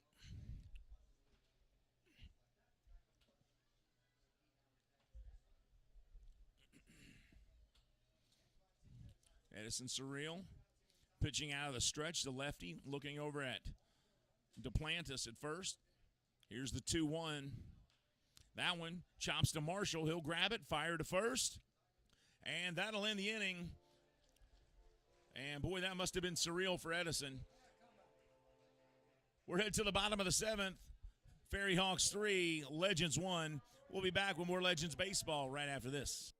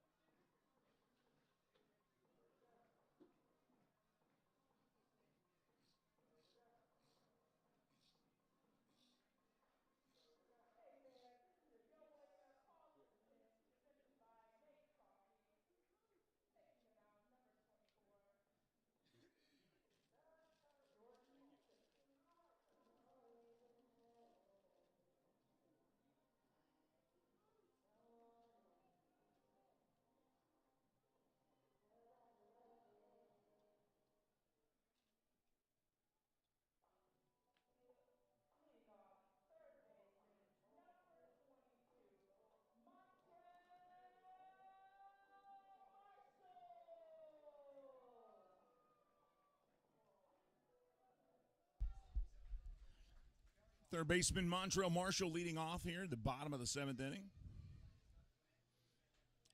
First pitch to him, misses, ball 1.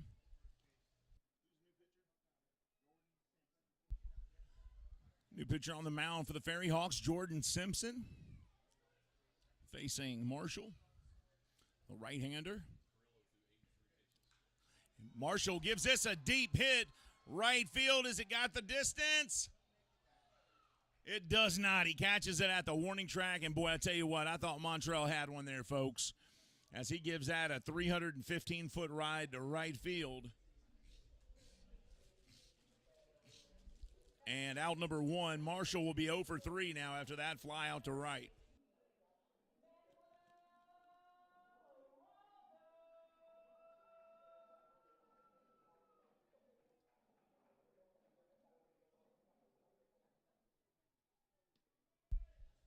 And now Manuel Geraldo steps up.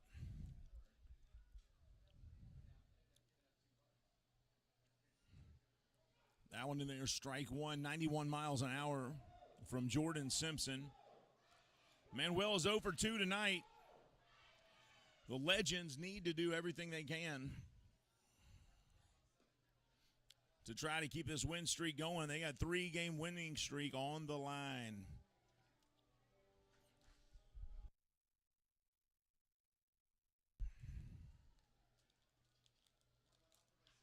Geraldo hits this one up the middle, but sliding over as Betancourt fires to first, and that is out number 2. So 2 up and 2 down.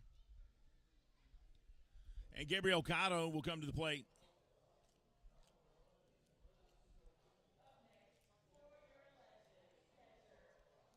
Cotto hits 9th in the order, so the top of the order in Tio Martinez is on deck. If Gabriel can work his way onto base, he's still looking for his first hit as a Lexington Legend.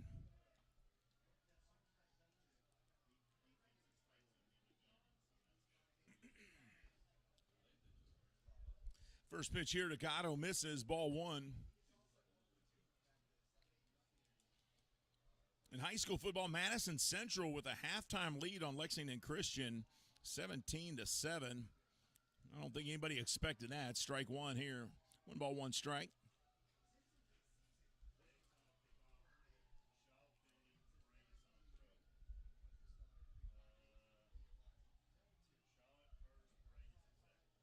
One ball, 1 strike to Gabriel Cotto.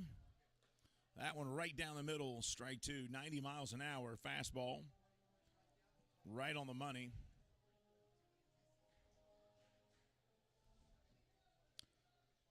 Can't thank Macy Morris enough for coming up here and saying hi to everybody. Hugh Davis from Bell County, he was excited about that as well.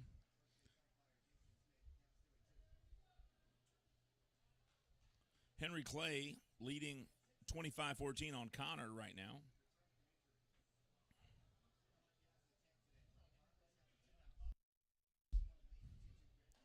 That pitch low, and strike 3 as they call that one a strike, and I'm surprised. And that will end the inning. 3 up, 3 down. We're headed to the 8th. Legends trail 3-1. We'll be back with more Legends baseball right after this.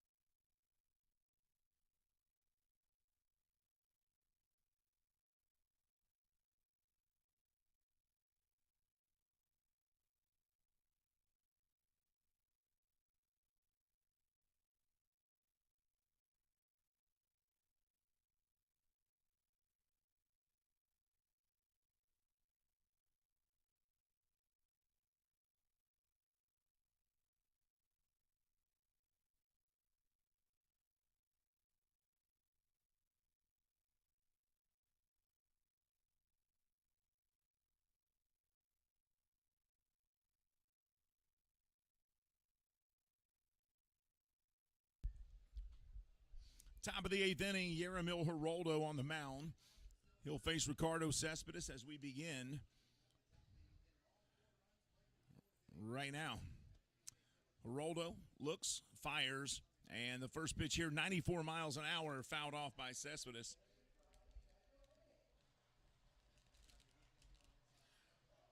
So close the book on Edison Surreal. He pitched 1 inning. And Yeremil Geraldo coming in. Here's the 0-1. And this one fouled off as well. No balls, 2 strikes to Cespedes.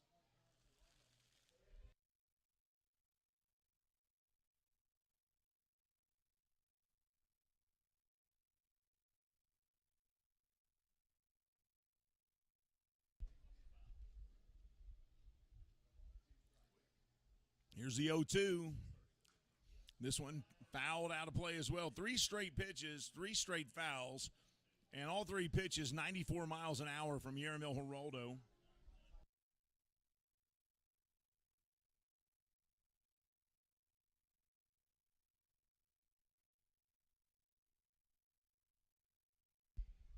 Cespedes batting .285 with 4 home runs and 29 RBIs. Here's the 0-2 from Geraldo. Swing and a miss, and strikeout number 1 for Yeremil.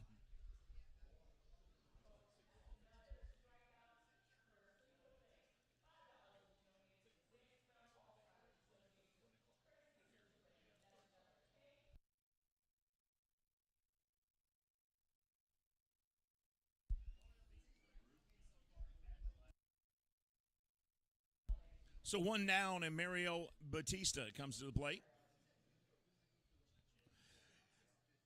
Batista batting .284, 4 home runs. Excuse me, not .284. Mario's batting .231, 5 home runs, 26 RBIs. This one fouled off and over to one of the suites, and a foul ball picked up and will head somebody's house as a souvenir. You wouldn't believe the number of foul balls that are collected every game at the ballpark.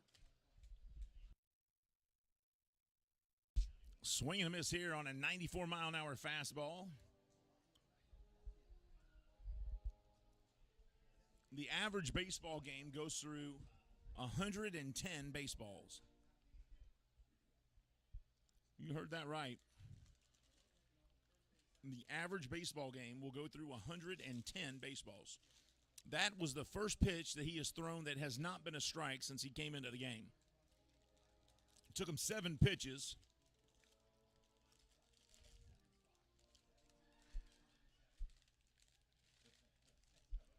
Six of 7 pitches have been strikes.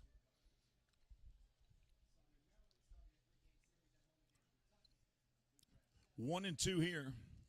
And he'll kick and fire. Batista just gets the bat on that one. And chops that one foul to stay alive. Still 1-2 the count.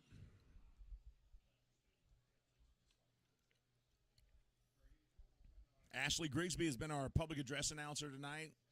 And she's been killing it tonight down there as she is doing it for the first time as the PA announcer. And Bill Sally gave up the chair for Women in Sports Appreciation Night. And this one hit up the middle for a base hit. So Batista takes a 1-2 fastball right up the middle and gets his first hit of the night. So 1 on 1 out here, top of the 8th.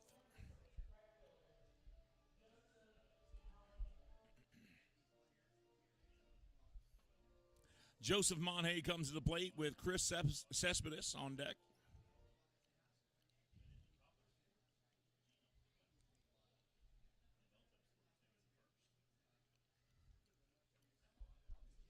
A 3-1 lead for the FerryHawks tonight on the Legends. The Legends with a 3-game winning streak on the line here.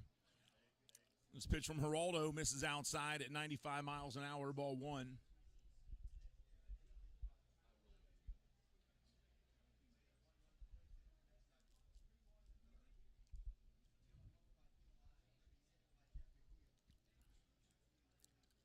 Monhay, 222 batter with 2 home runs, 22 RBIs. Runner goes.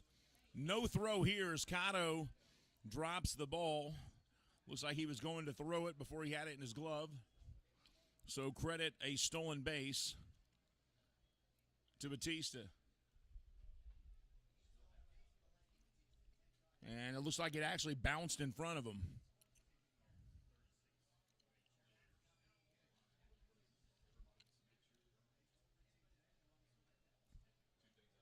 One ball, one strike. That one upstairs. 2 balls, 1 strike now to Monhay. Cespedes on deck. Chris Cespedes. Justin O'Connor, the catcher, in the hole. That's the 8th stolen base of the season for Mariel Batista. Ricardo looks at him at second. Now he kicks and fires. And that one in there for a strike. 2 balls, 2 strikes.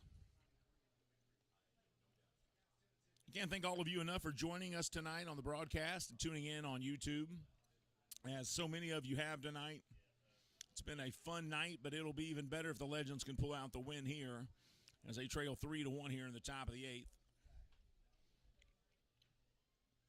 Here comes a 2-2. Geraldo kicks and fires. Swing and a miss, and strikeout number 2 for Geraldo.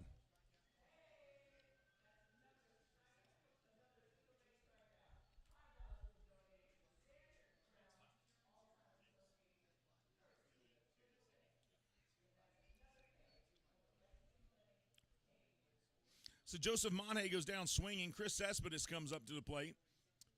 2 on, 1 out. Or let me reverse that. 1 on, 2 out. Batista at second base. Chris Cespedes at the plate. Justin O'Connor, the catcher, on deck. And the first pitch here is 95 miles an hour, but high for ball 1. If he gets out of this inning with no damage, Lexington in pretty good shape as they've got the top of the order coming up in the bottom of the 8th.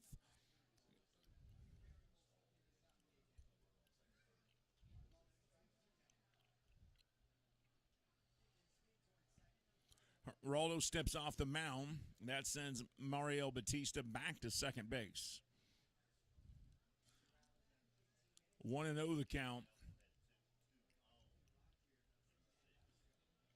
That pitch there, strike 1. So 1 ball, 1 strike as he threw the off-speed changeup that time and had Cespedes fooled. Cespedes tonight, 1 for 3, 217 average on the season, 1 home run.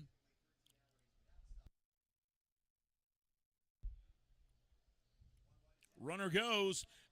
Cotto can't get it out of his glove again as he had trouble pulling that out. The pitch was a ball. We'll have to look at that replay and see if it hit the ground first like the previous one.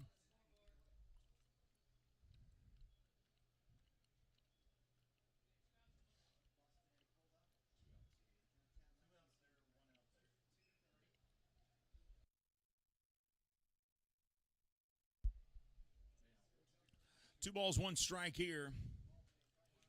2 outs, a runner at third. This one chopped into left field, and they're going to put another run on the board as Mariel Batista, who just stole 2 bases, will score. And that's why the stolen bases can come back to get you, because he should still be on first base. There should be runners at first and second, but instead, after 2 straight stolen bases, a guy who's only stole 7 all season steals 2 right there and scores. And it's a 4-1 Staten Island lead.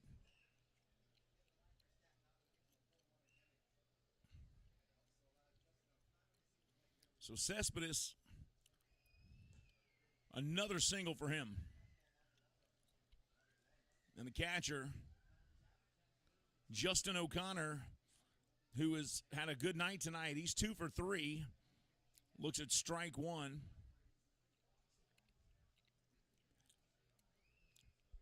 O'Connor's batting .283 on the season with a home run and 12 RBIs.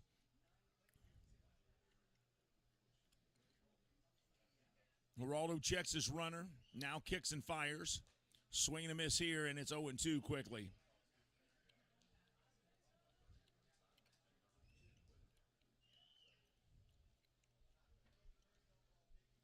Geraldo now one strike from getting out of the inning. He takes a long pause, steps off the mound.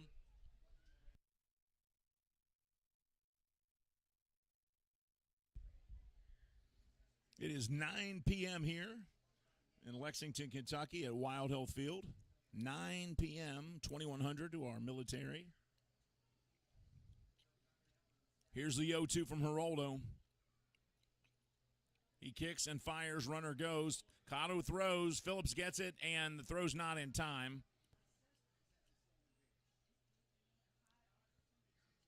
3 stolen bases in this inning.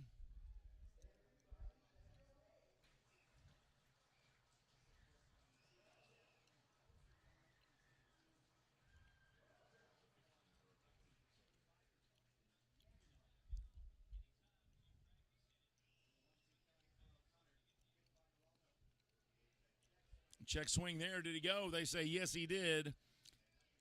Strike 3. And that will end the inning. We're headed to the bottom of the 8th. Cespedes just got his first steal of the season on that last play. But the inning's over. We're headed to the bottom of the 8th. Legends coming up. Top of the order. They trail 4-1. They got work to do, but we don't call them Legends for nothing. We'll be back with Legends Baseball right after this.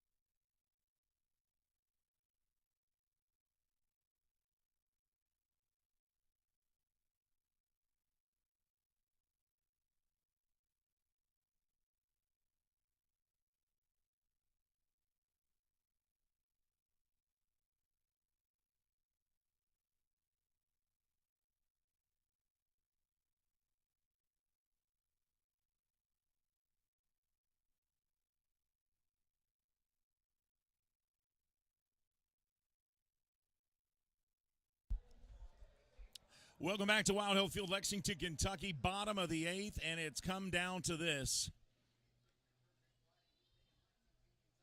The Legends trail by 3, and here's Tio Martinez to try and get things going here. He looks at ball 1. Legends trailing by 3. Tio at the plate. Tillman Pugh on deck. Courtney Hawkins in the hole. Here's the 1-0. That one inside. 2 balls and no strikes. Jordan Simpson on the mound.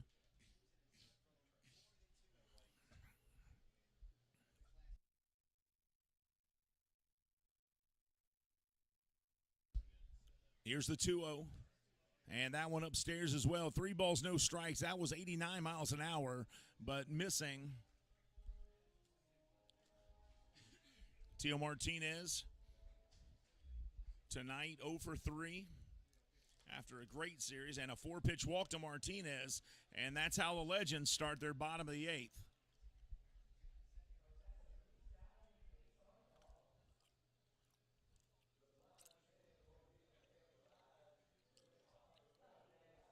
Tillman Pugh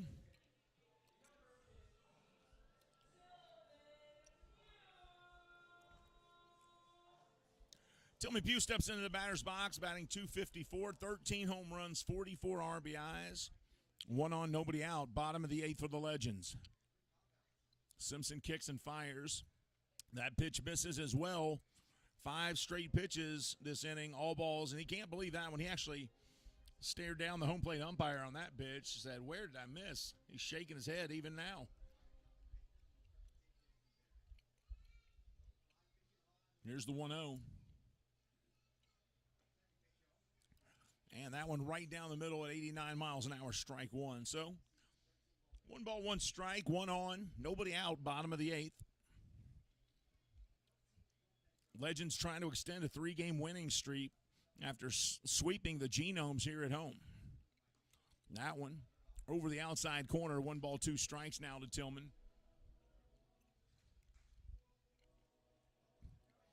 Tillman Pugh had a great series versus the Genomes, especially defensively. He made some fantastic running catches out there in the outfield, a couple diving catches as well to help preserve those wins. That one in the dirt, 2 balls, 2 strikes.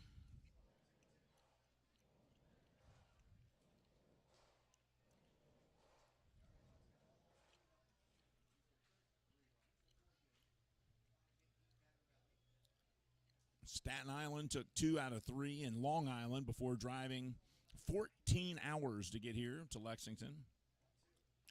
That pitch inside, and the count full now, 3 balls, 2 strikes to Tillman Pugh.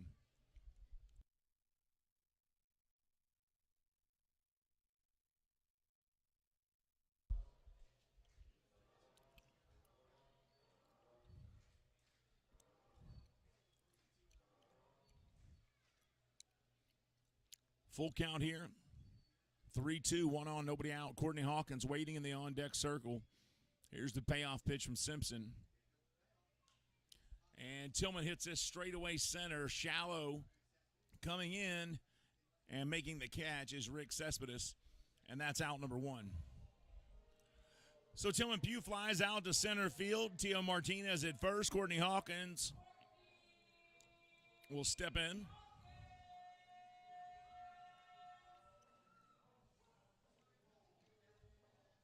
Hawkins, 297 average, hit a home run tonight already. That was home run number 35, 88 RBIs, OPS over 1,000, where it's been all year long. First pitch here looks like curveball missing, 1-0. If you pull up the Atlantic League website and you look at the home run standings, Courtney's at the top with 35.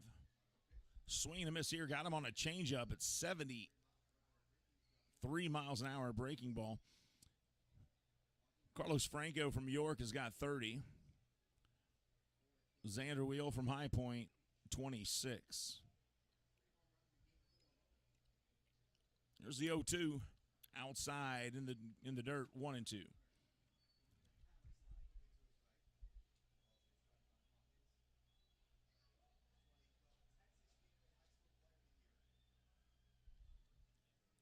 Hawkins 1 for 3 tonight. Only has the home run. Swing and a miss here. Got him on another changeup. Hawkins way out ahead of that one. You know, you see when they face other batters, they don't do this much thinking. Like, he's not throwing 3 changeups in a row to anybody else.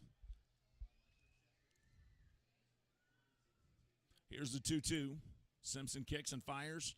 That one outside. He's not giving Hawkins anything to hit here.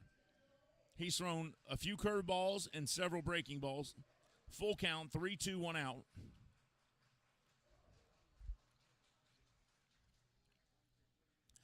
The That last pitch, 75 miles an hour. Now he'll try to blow one by Hawkins, and I think Hawkins will be ready for a fastball here.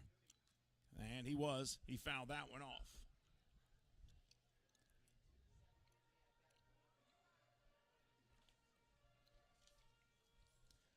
So count remains full, 3-2, 1 out. Bottom of the 8th inning, Legends trailing the Staten Island FerryHawks 4-1. And here's the payoff pitch. Swing and a miss, and he got Hawkins swinging for out number 2. Now Brandon Phillips will come up and see what he can do.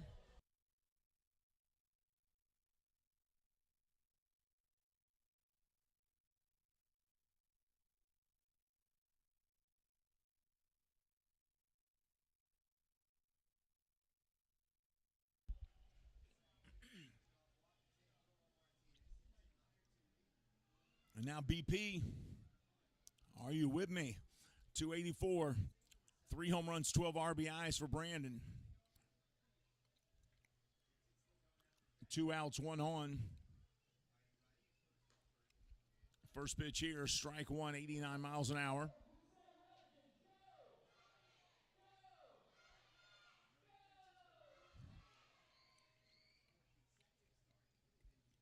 Fans trying to get the Legends pumped up here as they've got an inning and some change to do it in. Brandon, and he will single to right field. And now with 2 outs, Phillips moves the runner over and he gets on. And the tying run comes to the plate in Isaiah Tejeda. And we always talk about Courtney Hawkins in that home run list. Well, Isaiah Tejeda's number 5 in the league in home runs.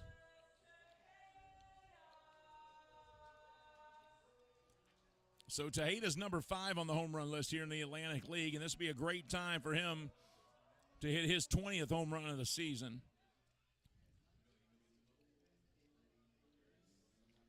And now the manager's going to come out and talk to his pitcher. He may be it.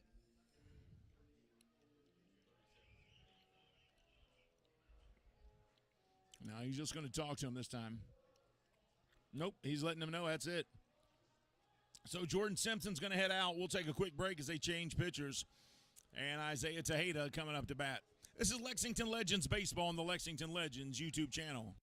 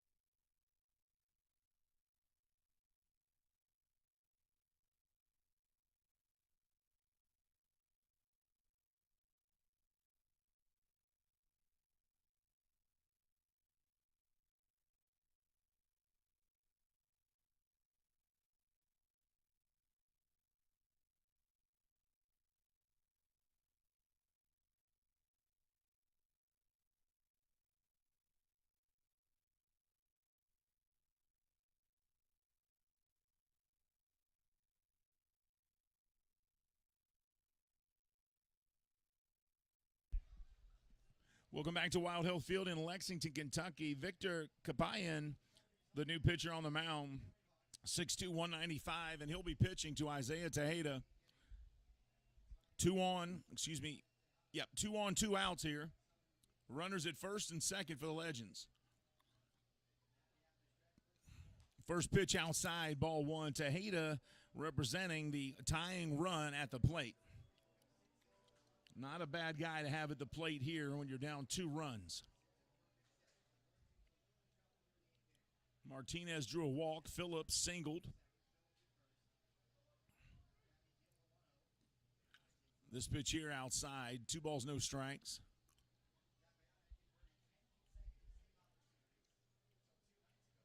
Tejeda, if he happens to draw a walk, will bring Phillip Irvin to the plate with bases loaded. Irvin would represent the go-ahead run in the on-deck circle right now. 2 balls, no strikes. And now Tejeda says, give me a second. He's taking too long, and he steps out of the box. Victor Kabayan looks in.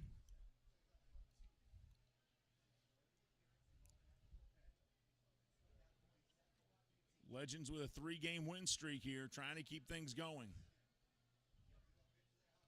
That one's outside. 3 balls, no strikes.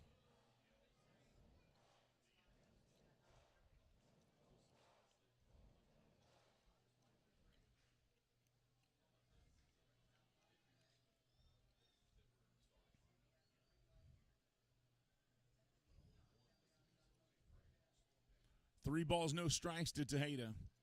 2 on, 2 out, bottom of the 8th.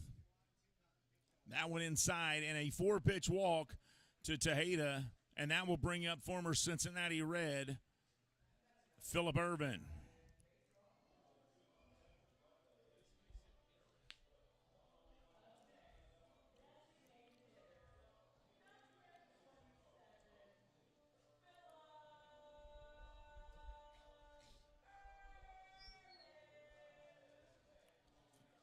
Kabayan from Monte Cristi, Dominican Republic, 33 years old.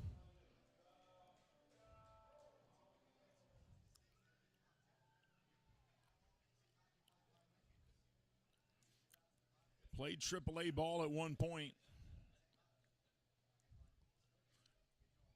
And the first pitch to Irvin is outside. Irvin represents the go-ahead run.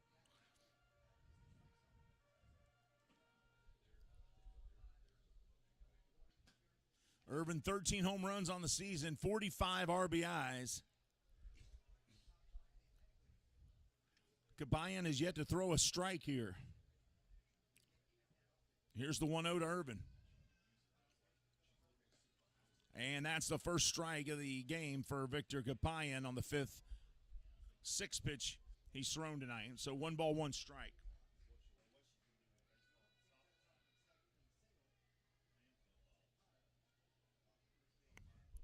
Bases loaded, 2 outs for the Legends. They trail by 3. Here's the 1-1. He kicks and fires. Outside, 2-1.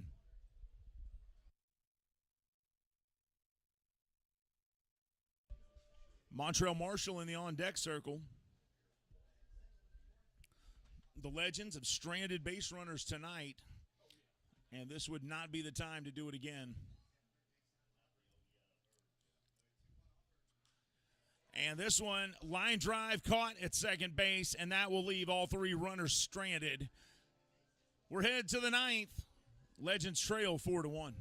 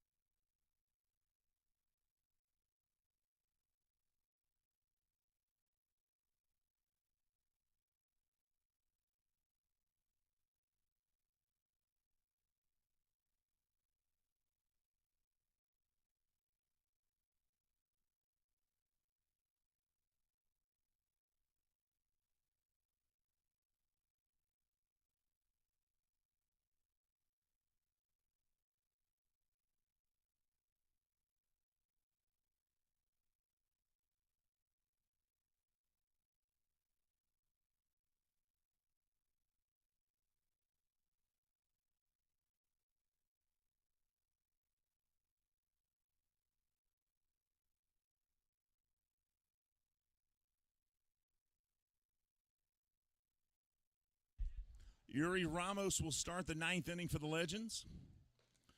First pitch here, ball one to Gonzalez. Gonzalez, 232 average, 6 RBIs on the season, no home runs.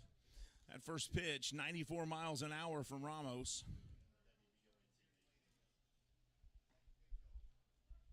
That one, 96 miles an hour, strike one.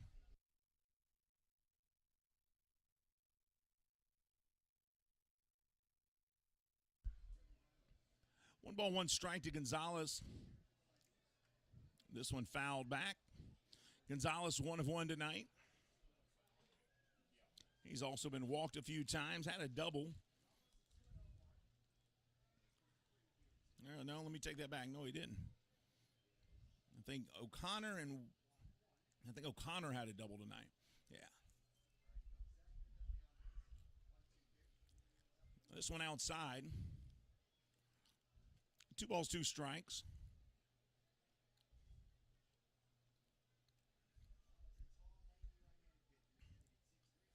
That pitch there, 95 miles an hour, throws gas, man. 94 to 97 with that fastball. And that one in there for strike 3, and that is out number 1. Wait a minute. Okay, so I thought that was strike 3, but strike 2 again. And this one chopped over to Marshall. Sound like a broken bat there. Marshall fires to first, and they get him on the tag out as the throw is a little off, but Tejeda made a play out of it, grabbing it and putting a glove on body tag here as you see the replay. And good job by Judith Drake bringing up that replay for us. Thank you, Judith.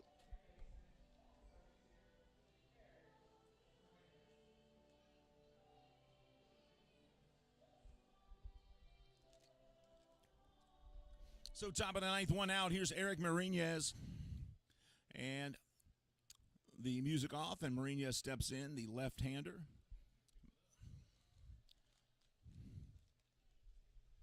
And Ramos kicks and fires. That one outside, ball 1.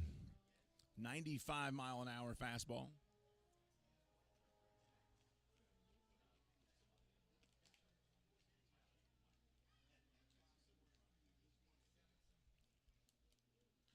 Swing here and chops it foul. 1 ball, 1 strike.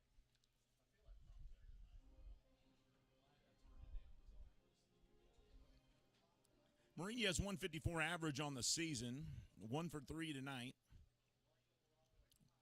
Yuri Ramos on the mound replaced Yeramil Geraldo, and Mourinho will single to center. So he is having a decent night, 2 for 4 tonight.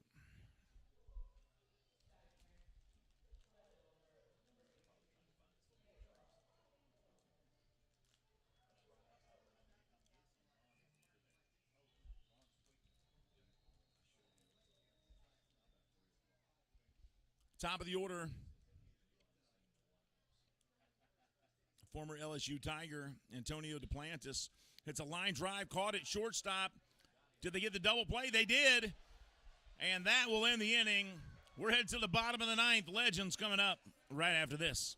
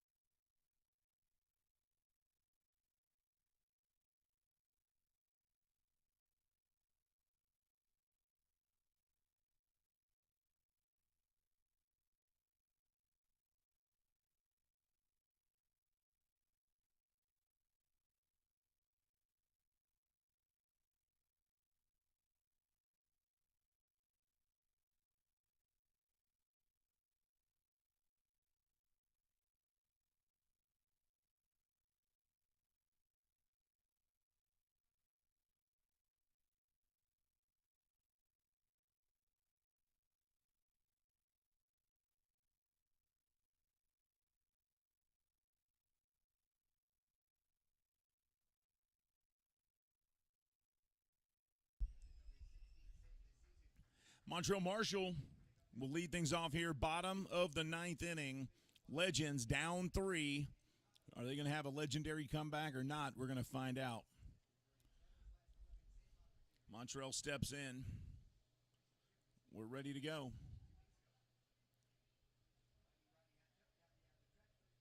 Kabayan, first pitch, outside, ball 1. That one almost hit Montrell.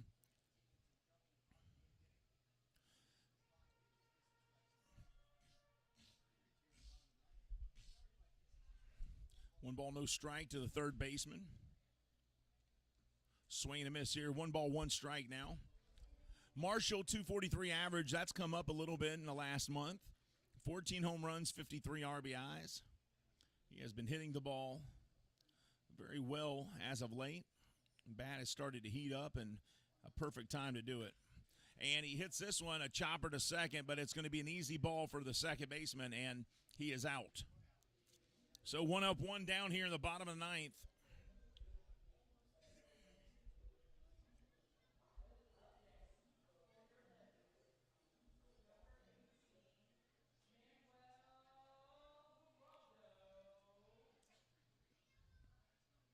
So Manuel Geraldo will try to get things going here.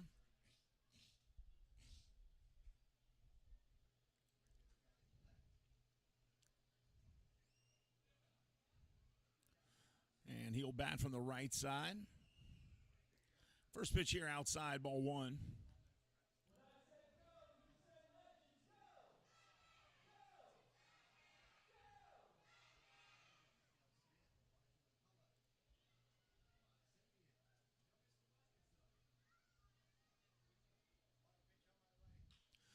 And Geraldo hits this one, another line drive caught by the shortstop. 2 back-to-back line drives from the Legends, both caught. So they're hitting the ball hard, but just not in the right place. And they're down to their last out now as Gabriel Cotto, the catcher, comes to the plate.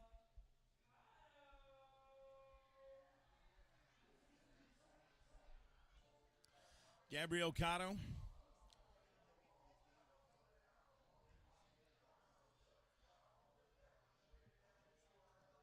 Looking for his first hit as a Lexington Legend. He steps in with 2 outs, bottom of the ninth. Legends 3-game winning streak on the line here versus Staten Island. Swing and a miss here. Strike 1.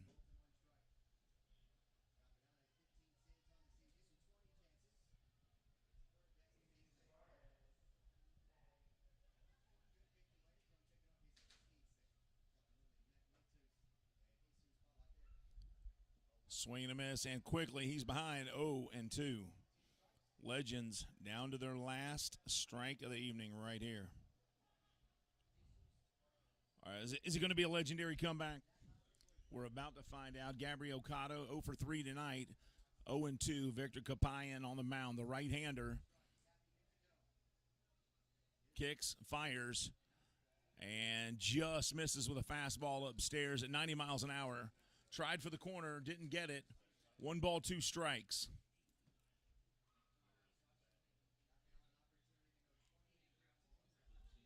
These teams meet again tomorrow night.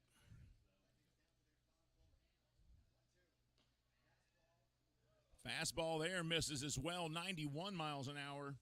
2 balls, 2 strikes. Good eye by the Legends catcher to not swing at that one.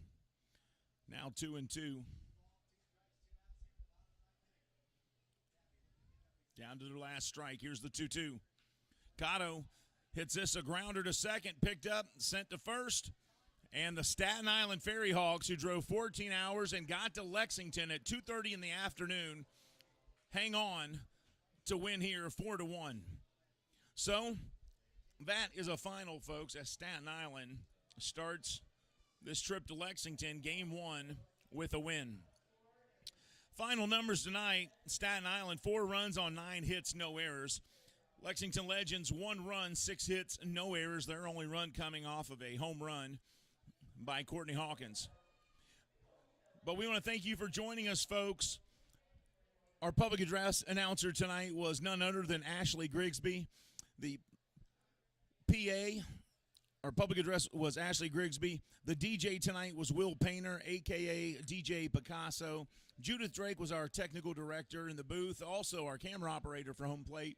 Logan Weiler was on the video board. Hugh Davis was the official scorer. Dave Kaplan was not here. He's home smelling like cabbage as always. However, Keith Hardeman was here, and he was our official stringer for MLB tonight. I'm Steve Tressler, folks. Final score once again, Staten Island wins 4-1. That's all for this time. Until next time, have a great time. We'll be back tomorrow, 6:35, for Game 2 of the series between the FerryHawks and the Legends. Good night, everybody, and go Legends.